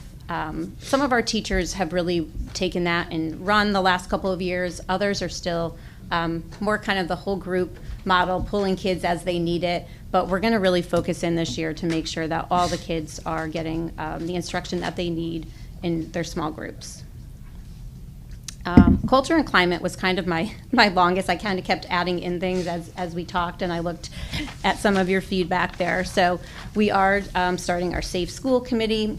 We always had a culture committee at school, but now we're kind of putting a different lens on that. And we're very lucky. We have teachers that volunteered from every grade level. We're having parents involved, our social worker, our secretary. So it's really like a lot of great voices that are a part of this. And through that, we'll look at our attendance, which I'll touch on in a minute, equity, obviously looking at survey results, and then the creation of the Safe School Plan as we go through the year. As far as the chronic absenteeism, obviously Gildersleeve had great numbers last year. We were really able to cut down on the number of students that we had that were chronically absent. But that to me is not just like a 1 year and then we're done with that. You know, we want to keep going back and looking at that, what worked and what didn't. We had, I think it was 8 students coming to us from Valley View into Gildersleeve this year who were chronically absent last year, as well as a couple of our new students just new to district. So we're really starting already to kind of focus our attention on that. What was causing those absences? What can we do to help?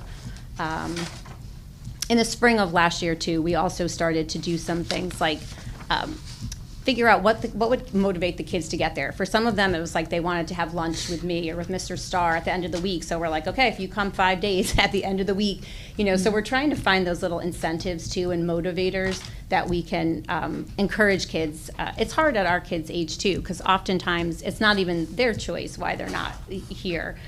So we are also continuing to work with the families as well.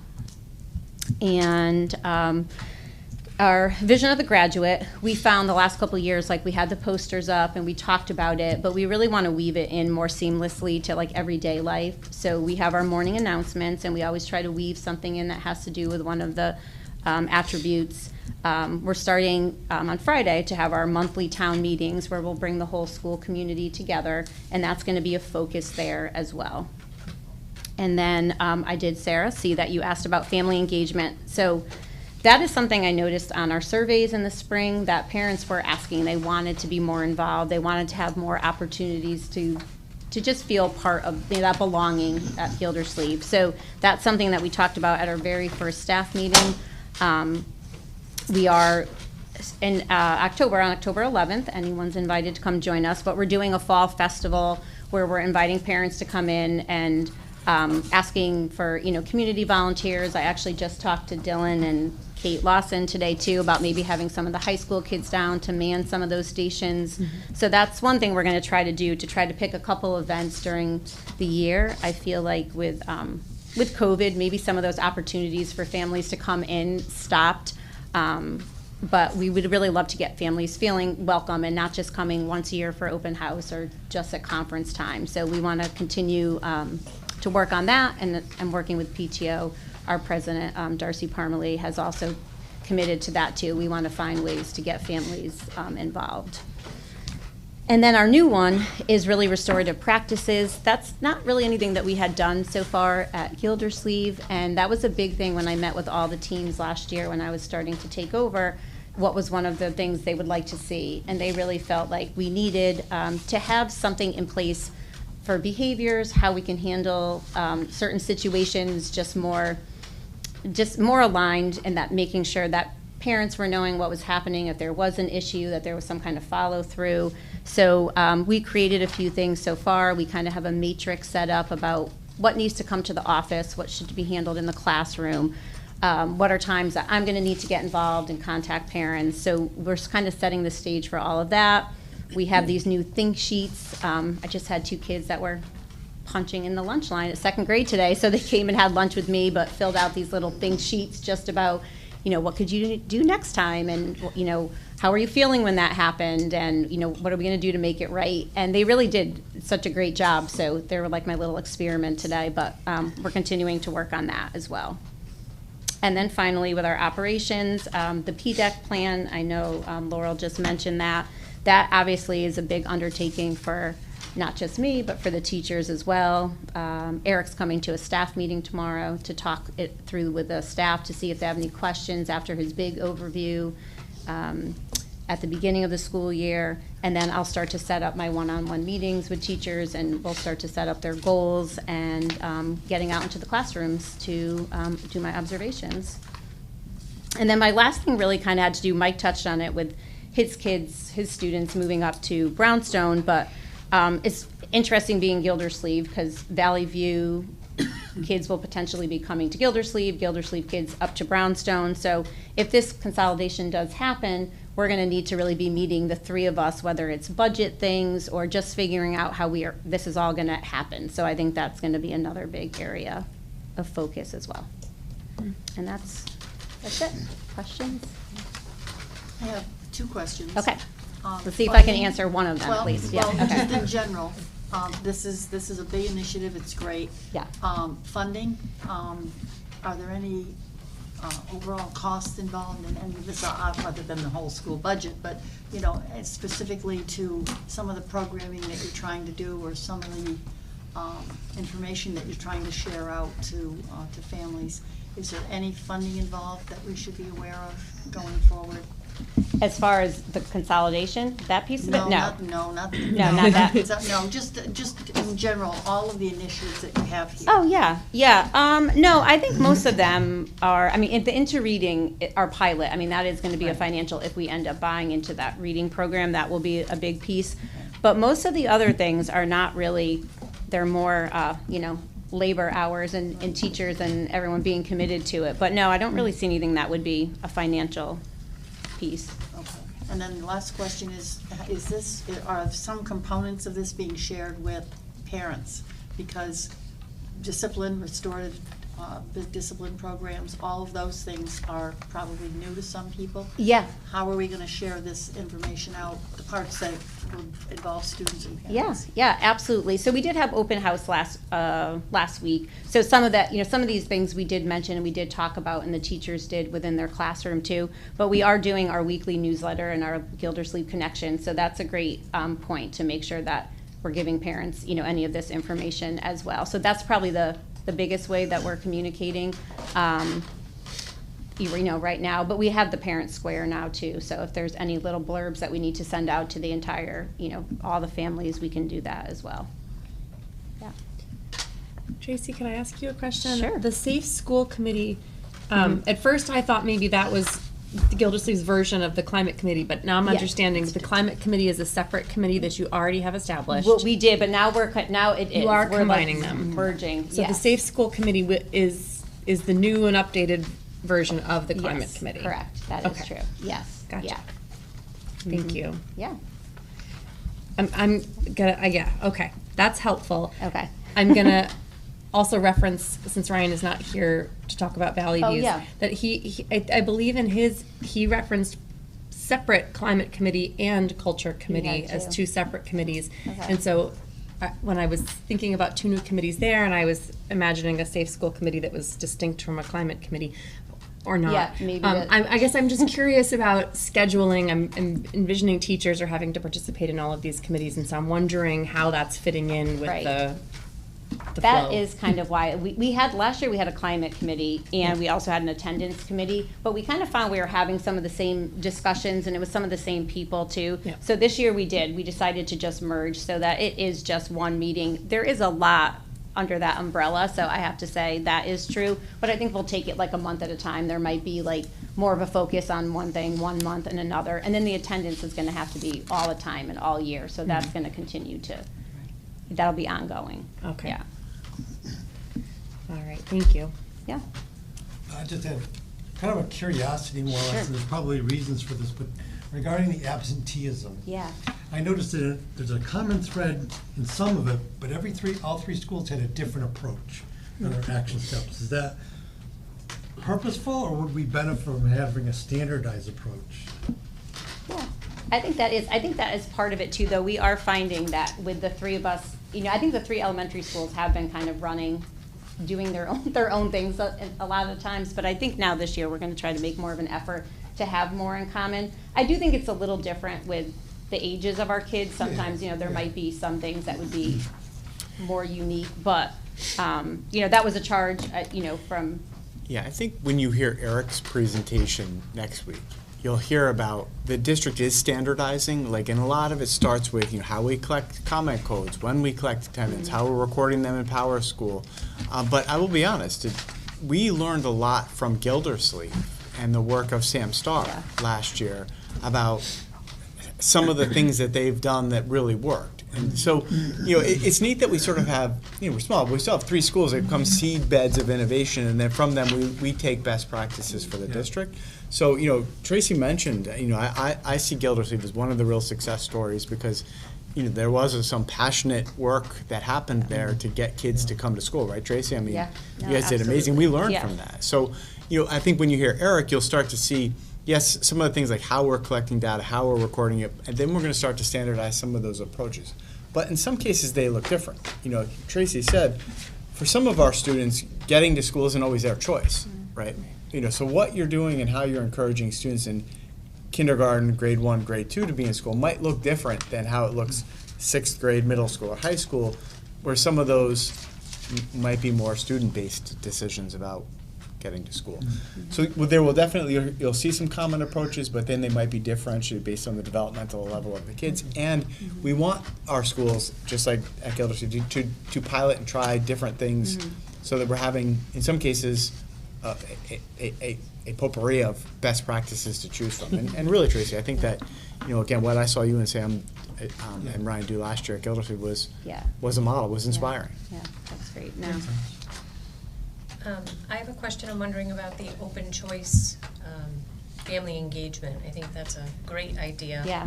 I share that concern and that passion to make sure that they feel included.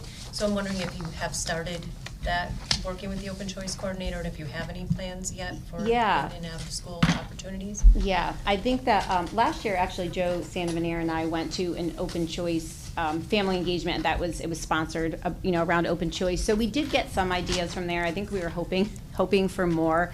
I think what we really have done so far this year only is just to make that initial contact with all those families, making sure that, they knew when open house was. Parent Square is another good tool now too, which we didn't have before, which is doing the translating for us, because for some of those families, that's been a barrier for us. So just making sure, but I think that's definitely on the top of our list. I wish I could say I have, all these things that we've started already. That really isn't the case. I think our initial thing was we had, our turnout for open house was a little bit better this year. We kind of been tracking that. So just making sure that we're having the families come into the school and feel like they have somebody at school. Like Sam Starr is great. He has contact with some families. Some of them I've known now for a couple of years. So we want to make sure that they feel like they have at least one person that they feel connected to, and that their kids are, happy and excited to be there. And when we start to do our Fall Fest in October, I want to reach out to some of those families that had said they wanted opportunities like that to come in for, something just fun, not for a conference, not that those aren't fun, but, to have them just be there, just to be enjoying with their kids too. So, yeah. I loved seeing the family engagement goal. I hadn't looked at this since the last time I looked at it, so my apologies. No, that was your suggestion. Yeah, thank you. Thank you so much, Okay, Tracy. yeah, sure, thank you.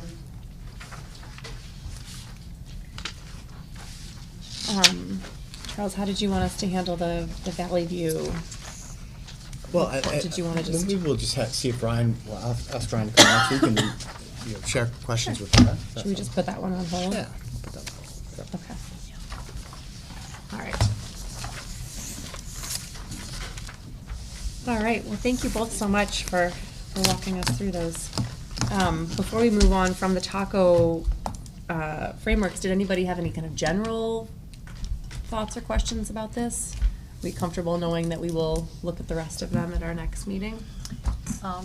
Yeah, and I want to go back to the funding because we're going to do the school climate change policy tonight. There is a potential line item for funding for professional development, also for family engagement, for outreach, for any number of things. So I think the board should be aware of that. And I'd also like to know if we're going to be paying, I know the principals have taken on the main role as the coordinator of each school, but there are also subsets of people who are also in charge, or will there be stipends on that? And I guess that lends itself to also budget considerations as well. I want to make sure this works because we did it in 2014. We did a lot of training around it, and then it sort of went away.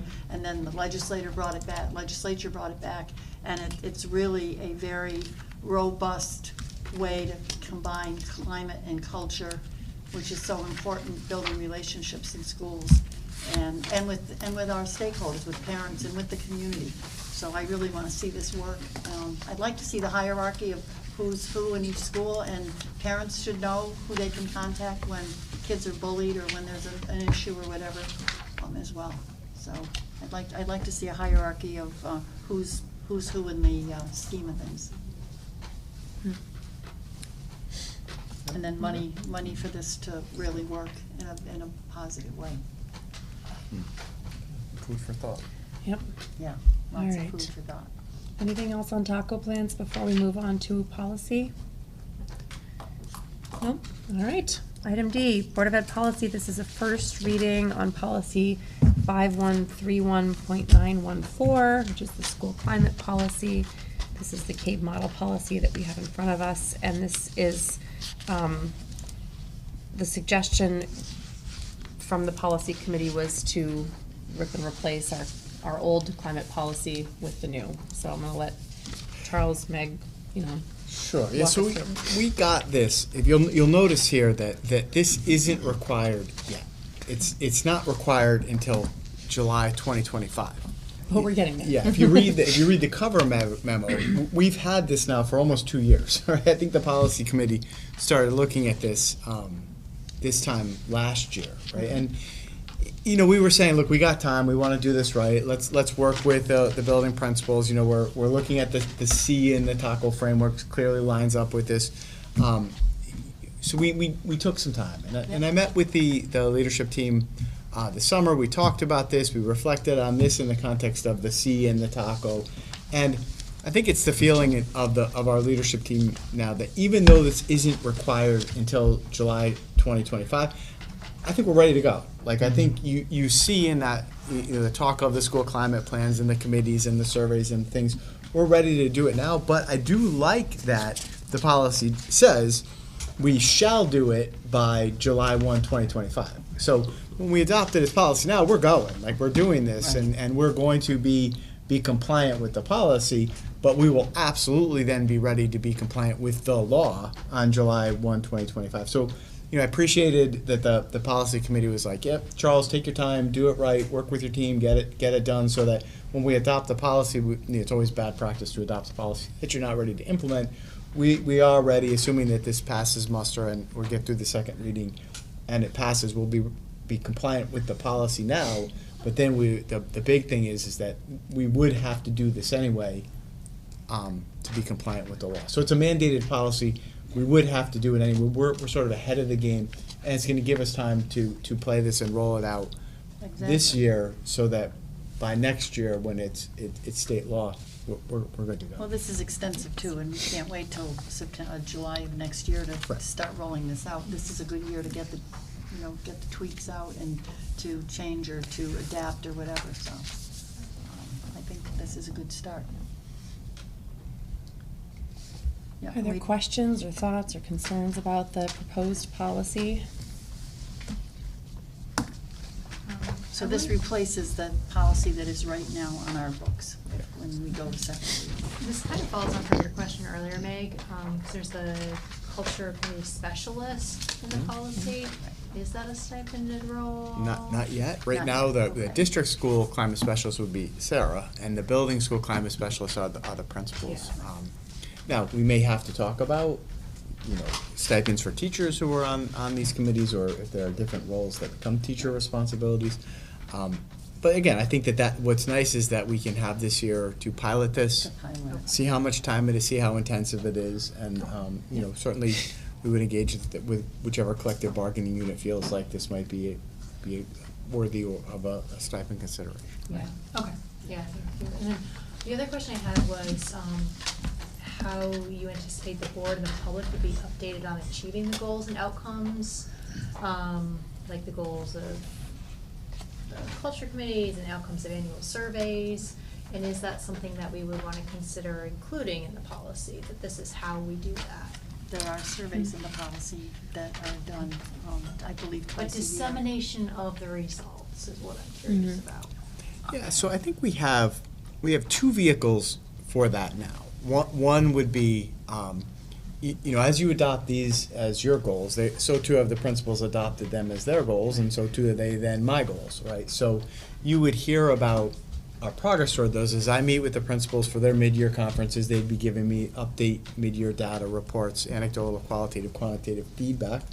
I will be sharing that with you when we go into executive session. When do we do that? January, in terms of my goals, and then it would show up at the end of the year when I evaluate them, and they give me their reports, and I too give you mine the same way we did last year. Now, if there are other pieces of data you want to see, we are planning now in October for Eric to be with us to present the next generation accountability results and all of our student performance next year. We could certainly add that in as another, I guess this would be quantitative data source if it's a Likert scale based survey. We could include that then. I don't necessarily think we should have to write it in policy necessarily. Just ask for it, and we'll provide it to you. Like, I know you got copies of the school climate results already. We could certainly have the principals present those, or have Eric present those in October. And then, of course, for this year's efforts, I think you'll be hearing a lot about them mid-year with me, and then end of year with me. And to your question too, Sarah, about how it gets shared with community, I think I would anticipate seeing some of the work of those committees being reported in the weekly newsletters that go home to families. I mean, I feel like that's where I would anticipate seeing information. Yeah. And I think there is some accountability built into the policy. So again, how many parent contacts, I think there's some basic questions that could be asked that we could summarize. Yeah. It's a lot to read, so read through it. Yeah, it's what, as, first time I'm doing this as a board member, can you just run me through? So am I supposed to now, it almost sounds as if this has already been, is being adopted already, even though it hasn't Good passed? question. And that kind of rubs me a little bit the wrong way. If it's not legally required, why are we? It is legally required. It's that But it not till doesn't. July, right? It's that a lot of the things within it need to be implemented by July of next year. But it is a newly mandated policy. So process-wise, that's a good question.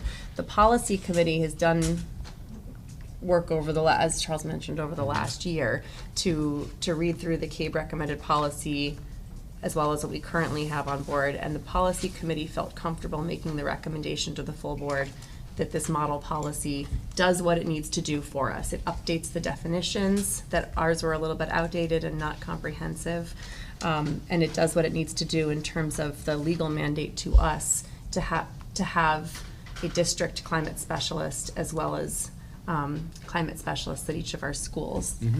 What's the, I'm not missing the title on that. Yeah, The school climate specialist. Yeah, And in providing the structure for the school-based committees that the legislation requires of us. So process-wise, policy committee feels comfortable making this recommendation to the board. And then we take 2 readings because we understand that it's a lot. So this is just the first reading, and we're not asking you to take action on it tonight. Okay. We're talking about it, raising any questions, thoughts, comments, concerns, and then we'll take another 2 weeks to reread. And at the second reading, typically, we would take action on the policy. Okay, are those climate positions described in the policy? They are. Okay. Yeah, they're roles more than positions. Oh, okay. I think it's a. Yeah, they're Yeah. roles. And then right in the front of the Roles policy and are all responsibilities. definitions. And Okay. there's a definition of school climate committee, school climate survey. You'll see them all there. Okay. But for the most part, the policy committee we've been talking about this now almost Off and A on. while. a while. Right? It's got- Okay. and a lot of these, policies come in 2 ways. One, they are required because, state law changed, and that's this case, and then there are ones that are optional. And we talk about all of them, right? And we always, of course, prioritize the ones that, when state law changes, we have to.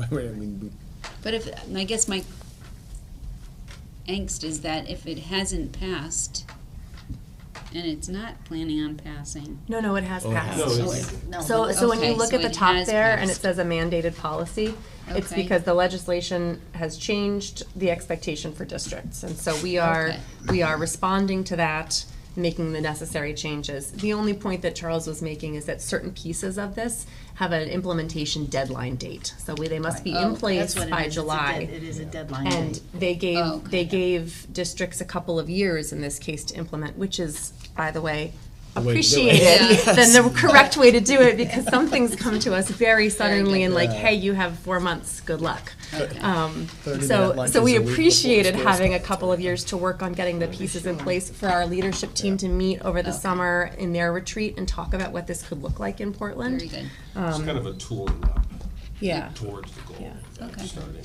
Yeah, and I think in terms of passing it now versus waiting longer, what I appreciate is that, the way that each of our principals have described for us that they've worked this into their goals for the year, it gives them a chance to pilot it, see how it works, what do we need to tweak, what do we need to change, Okay. how does this going to positively impact our schools. Okay.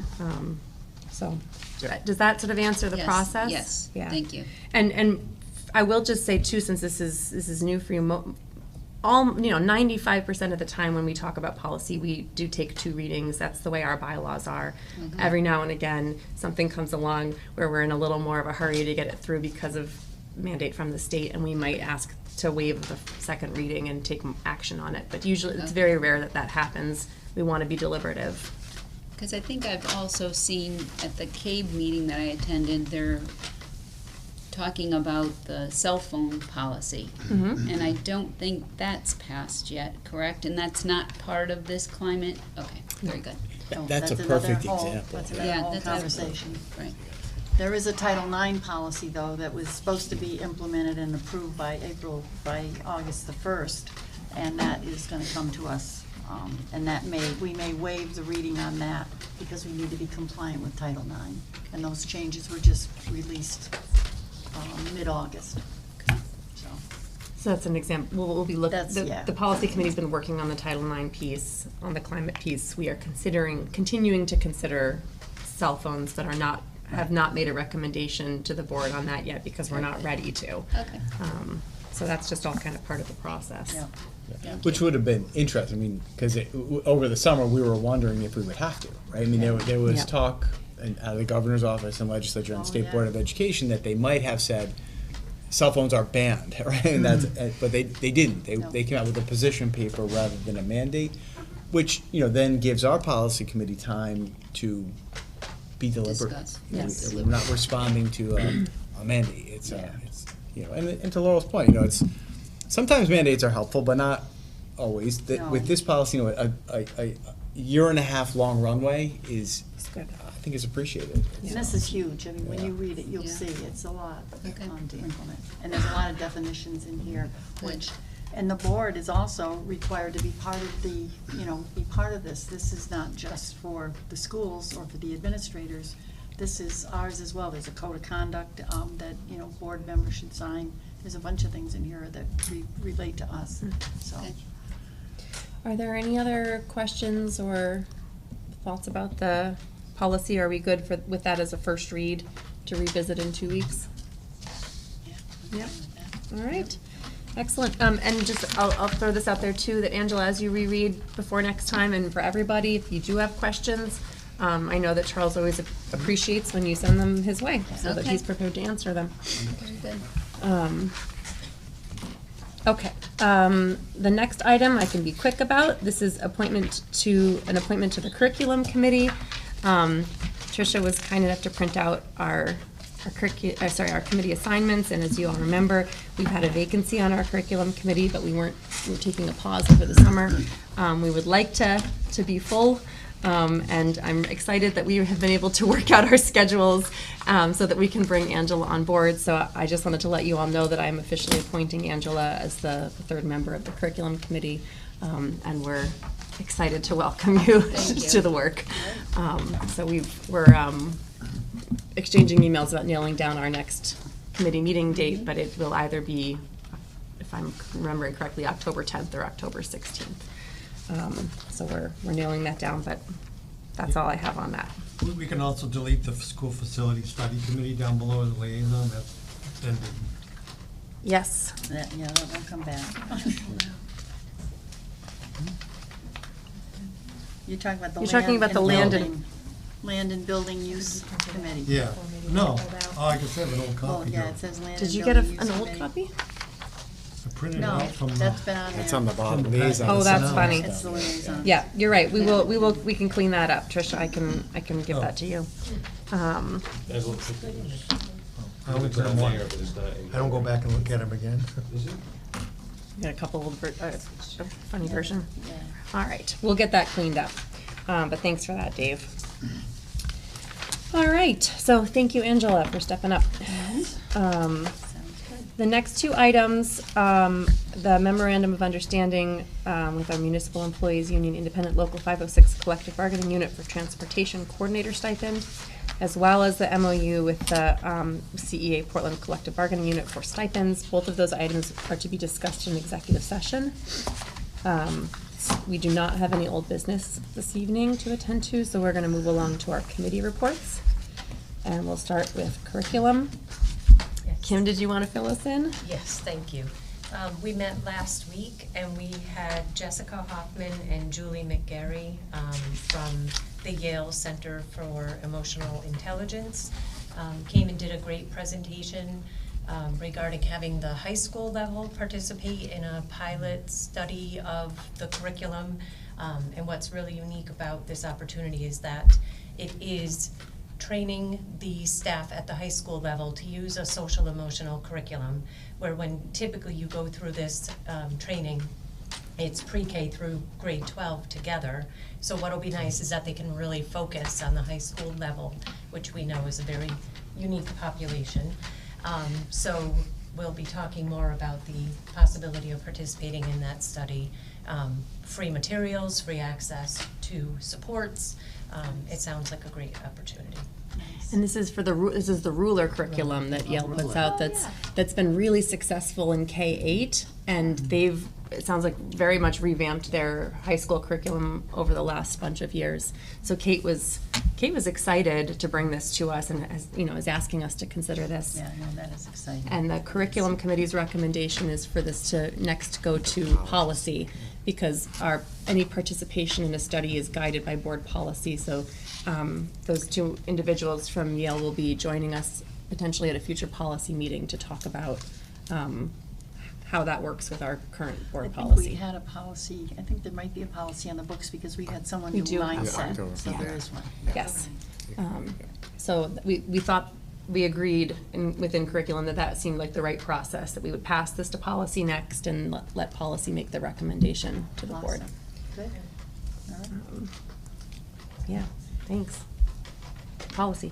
Policy, October the 9th, and just Angela and other board members, there are always minutes of the policy meeting that I send to Trish, and that's loaded up on the website. So if you want to see what we have been discussing or what the future holds for us to continue, that's a good place to look. Are there ones for curriculum as well? Yep. Okay. Yep. So that's I on our- won't know really how to find them, so I might need someone to hold my hand, or Trish, that'll be something you can help me with? Okay. It's not, you easily found, but yeah, good. Yep. And we do have a cell phone policy with some guidance from the state, and that is to be continued, and we have some work cut out ahead of us. I did send out the minutes with a lot of attachments from that we're looking at for next month. Thank you. Personnel, I can give a brief update. Personnel committee had a very lengthy meeting last week. We were in mediation with our teachers all evening, and I'm happy to report that it was very successful and that we reached a tentative agreement with the teachers for their next 3-year contract. So that will be at next meeting. Hopefully that will be on our agenda to consider. I think that's it for now. Buildings and grounds? There's no meeting scheduled, but we should probably have a meeting with Bob about the roofs that we were talking about at Valley View and Gildersleeve, the leaks. So we should schedule a meeting, but nothing's scheduled right now. Craig? Craig liaison? Oh, I'm sorry, correct. That's okay. Sorry. Correct. Tomorrow, 11 o'clock. Council meeting and policy meeting. Board of Selectmen? Two things. They did a long discussion about the purchasing rules and policy updates because they hadn't been updated in like 20 years. So long discussion about raising some of the limits of what different departments could purchase. Also mentioned the bond council, which we already referenced earlier, and that October 4th, absentee ballots are supposed to be available. Great, thank you. What's the date again on that? October 24th? October 24th? October 4th. October 4th for the absentee ballots. Oh, good. Yeah. Youth services. Meeting on News? the 24th at 4 o'clock. Equity and Inclusion Coalition. Have you all met yet? No, The meeting a week from 26th. Thursday. Oh, okay, Yeah, great. just before open house in here. And then, Dave, you've already given us the update on the Land and Building Usage Committee. Did you have anything to add, or are you set? Yeah. Okay, thank you.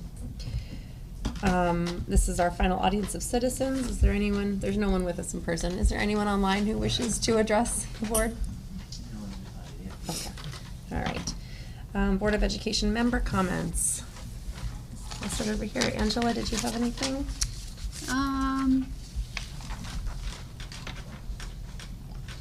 I want to thank the principals for coming in today. That was very nice, and I am appreciating all the information that they provided on their taco plans.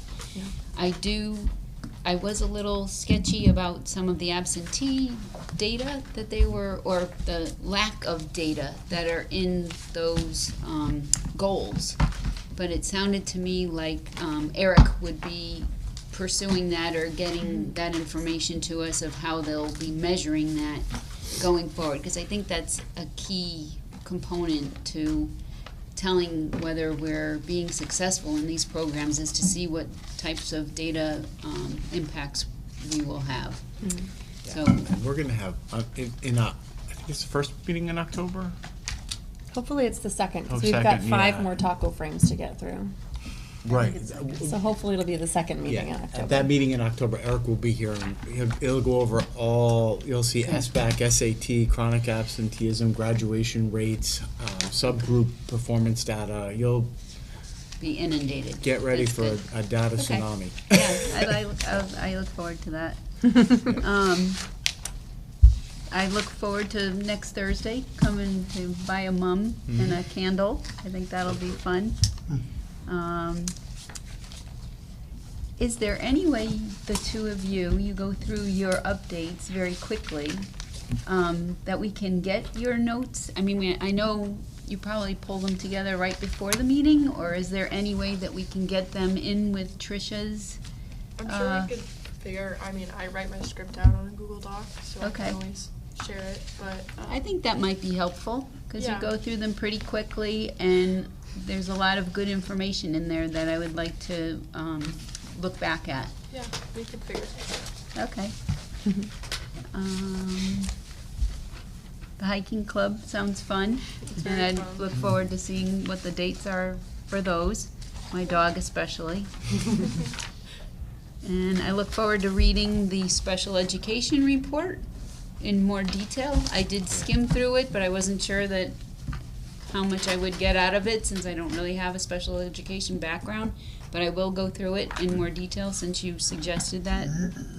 And I look forward to reading the policy for the first reading. So this will be my real indoctrination into putting forth a policy. So I look forward to that. And I think that's it. Okay. So thank you. Thanks, Angela. Yeah. Kim? Yeah, the great presentations, a lot of work going into all of this, so it's great to hear all the great initiatives, especially the family engagement. That's big for me. Family engagement for me, I'm taking a personal day for the first time tomorrow, a half day to go to the Big E to watch the That's band. awesome. Nice. So I'm looking That's forward to wonderful, that. Kim. So, It doesn't like yep. Nice. I always have a good time. Thanks to the principals who came and stayed, and the math department who came and gave us that very interesting concept for teaching math to kids. And I think geometry is a good place to start. Hispanic Month is now beginning as of the 15th of the month, so we celebrate Hispanic heritage. When we talk about what Eric is going to do for data on the 2nd, we just did a webinar today with Ajit, and I can't say his last name, Gopalai Krishnan, and he is the data guru at the Department of Education. If you want an overview of the Ed site, which is what is going to provide us the data, correct, for our district, take a look at the webinar that was recorded today. The first probably 30 minutes are really great, and then he did some things where he went down into the weeds, and we looked at some other things that were a little bit overwhelming at that point. But the basic dashboard information would be helpful, so that when Eric does his informational stuff and unloads all that data, it'll make some sense for sure. And other than that, I'm just grateful that we're all here and we're moving forward with the year. The school year seems like it's gotten off to a good place, and I see a lot of smiling faces at the soccer game, even though the boys lost yesterday. So it's all good, all good. Thanks, Meg. Tim? I'm good. Dave? I'm good. Okay. Sarah? Thanks to Dawn and Krista for coming to present on Thinking Classrooms. That was really fascinating, and I wonder how it could even be used beyond math. to sciences and other disciplines. We did receive a bunch of letters about the transition timeline if the referendum passes. So Charles, I'm wondering if perhaps in the FAQs that you're putting together, if you could speak to if there's flexibility on this timeline, if not, why not, just to address some of the concerns that I know parents have been expressing. I think that's it. Thanks, Sarah. Which timelines? Of when building would have to happen if the referendum passes and everything is moving forward. So like that cash flow diagram that he had, like No, when things would start to be demolished? Talking about that- when they have to close. The When- shifting of students. The shifting of students, I think, is what the Yeah. student Okay. parent concerns were about. Yeah. Thank you. Yeah. All right, I don't need to say anything more. So let's move on. I'm looking for a motion to enter executive session for the purpose of MOU for Municipal Employees Union Independent Local 506 Transportation Coordinator Stipend and MOU for CEA Portland Stipend, and to invite Dr. Britton to join us. So moved. Thank you, at Meg. 9:02. Is there a second? Second. Seconded by Tim. Any discussion? All in favor? Aye. Motion passes unanimously. Guys, we should be quick.